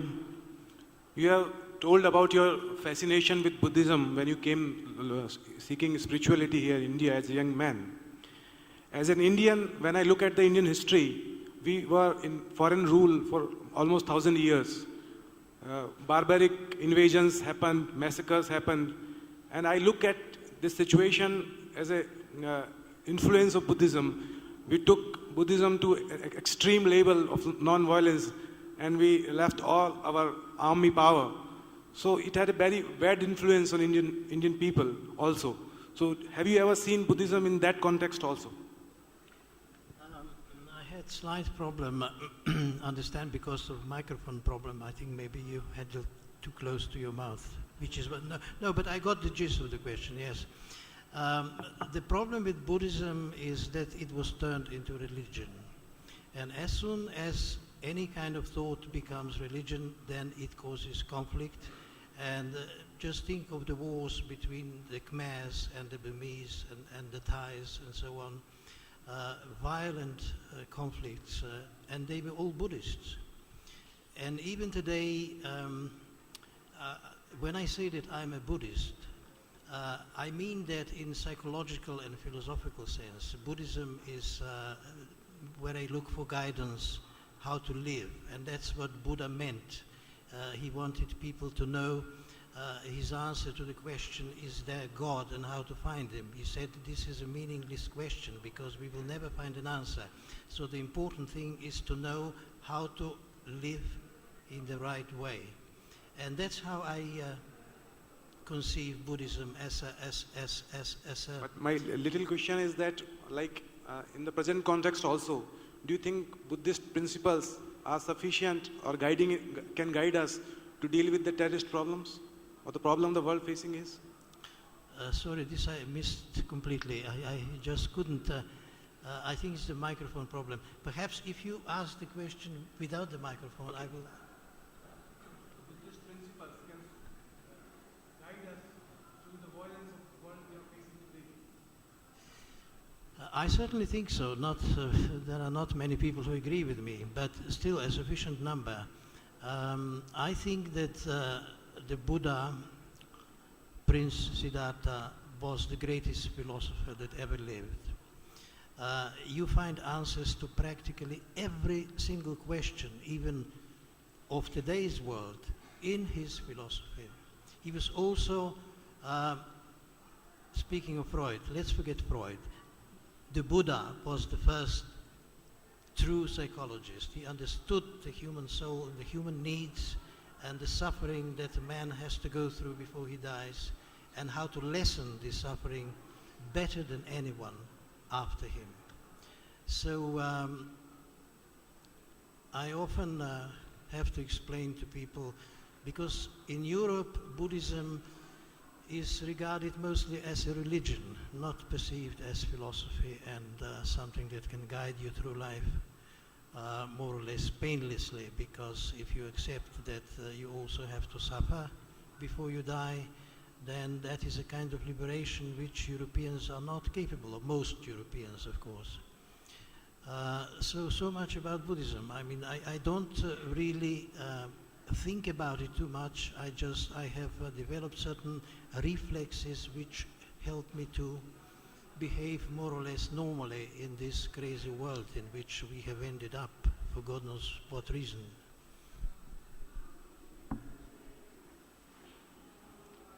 So my question is for both of you. We often see that writers of countries that are not American or Western European find it frustrating that their work, even when it is talking about something domestic, personal, romantic, or even political, but not necessarily nationalistic, find that their work has been treated like an allegory of the nation, right? Especially with Frederick Jameson's work, where he says, although he was talking about the context of the third world, but everything becomes about the fact that you've come from Slovenia, which is a country with a specific culture and a past, right? So have you ever felt a lack of control over how your works are being read, in terms of whether a message gets attributed to it, even when you didn't really intend it to be so? This is a very good question, because what the writer writes is only half of the work. The other half is what the reader reads. So I cannot give away my half, but I also cannot take away the reader's half to understand my work however he or she wants. There is a theory that in Roman Ingarden, in the beginner of contemporary literary theory, but sometimes very interesting things happen in that discourse, in the context given by another reading community. For example, when one of my collection of short stories was published in Slovenian, all the reviews were like, finally somebody got rid of this Central European, let's use this term, Central European stuff, and wrote a real book of real short stories, just like American short stories, and this was like a praise. But then when the same book was translated in the USA, everybody was saying, finally we got some stories that are not real American short stories, but they are deep in the roots of Central European literature, such as Kafka, Bruno Schulz, and some other writers, because they read it in another context, and both readings were correct. Well, I write my books and plays and then forget about them, and I leave them to the readers and the reviewers, and they differ so much in their perception of what I have written. And whenever I have to attend meetings like that, literary evenings, and I have to explain things and so on, I'm actually incapable of doing that. I say, the book is yours. You have read it. It is not mine anymore. I collected my meager fee for the book, and that helped me to buy food for my child. But also I'm very uneasy about my books. Plays are different. I travel around the world to see premieres of my plays. I have had 5 produced in India so far, in Mumbai, Delhi, and Kolkata. And I'm having another premiere in Kolkata on 8th of April. I will go again, because it is fascinating to see the characters that you invented in your head suddenly come alive on stage in front of you. And of course, in different countries, they conceive them completely differently. And in some countries, they will laugh throughout the whole performance. In some countries, not a single titter will come from the audience. So this is something that I really enjoy. But novels and other things I just pack away on the bookshelves and never never look at again, except every now and then when I feel that I have written something not entirely complete, and then I rewrite it. John Fowles, the British novelist, did that frequently. And then I publish it again in a new form. Some people like that, and some people don't like that. Andrei is one of those who gladly reads my second version of a novel published 20 years ago, because as you grow through life, you learn new things, your viewpoint changes, and then why shouldn't you, as the author, have the right to rewrite something that you find not entirely satisfactory? Also, I have a tendency, which some people call bad, that I take bits and pieces from my books and transfer them into new books, because in the new context they suddenly come alive in a completely different way. Andrei is one of the few people who find that commendable, but most people say, well, you are plagiarizing yourself. Excuse me, if I understood correctly, you've traveled in 96 different countries. Is that right? Sorry? Can you hear me okay? If I understood correctly, you have traveled in 96 different 96 countries. Yes, so and far. I'm sure your friend Andrei has also traveled in many countries. So I have a question about, with all that wealth of experience, what would you say are some universal values which you really find, which are the dominant or the ones which you most respect, maybe? I know you said that you respect Buddhism and obviously the values that implies, but if you look more universally than Buddhism, what are the values which are truly universal? Well, now that is a question that one could write a book about. I personally believe that people could understand each other better. I think that we should resist, we are so, especially lately, dependent on new technologies that are making the whole world, our interactions and ourselves very, very shallow. And the attention span of children, I have a son of 8. Attention span of children is now become so short that they are incapable of finishing a short little book. And I think if this trend continues, sooner or later we will be communicating only by Twitter, you know, one-sentence messages, and that's all we will be able to ingest, because so what will happen to questions of morality, ethics, wisdom, and so on? We will just abandon them because we will not have enough words to express them, let alone answer them. So there you are. If you have never met a pessimist, you have met one now.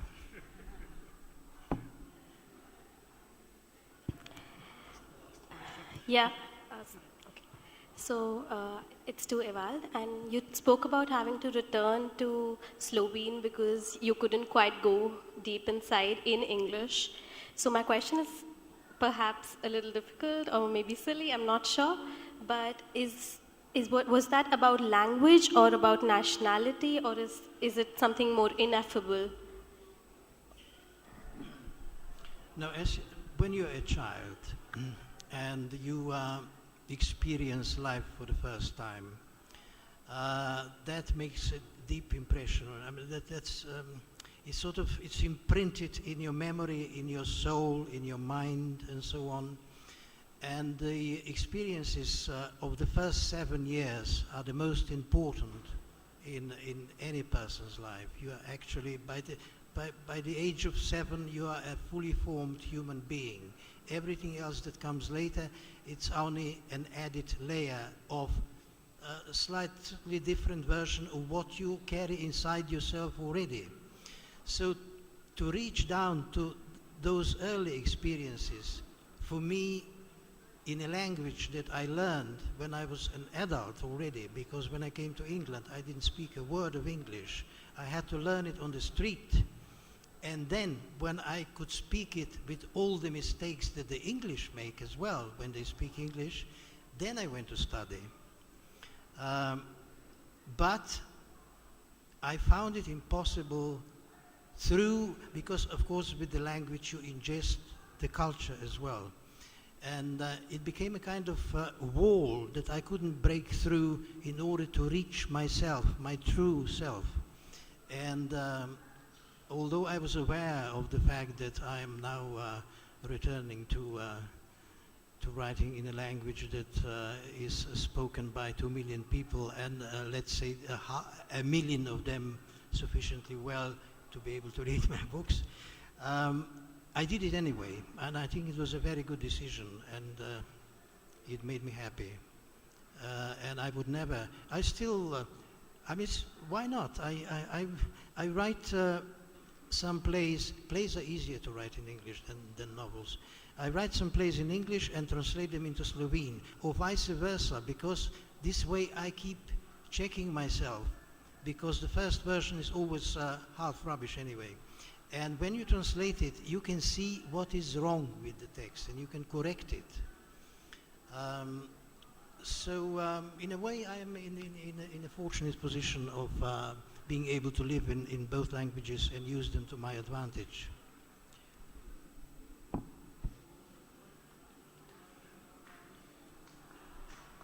Thank you.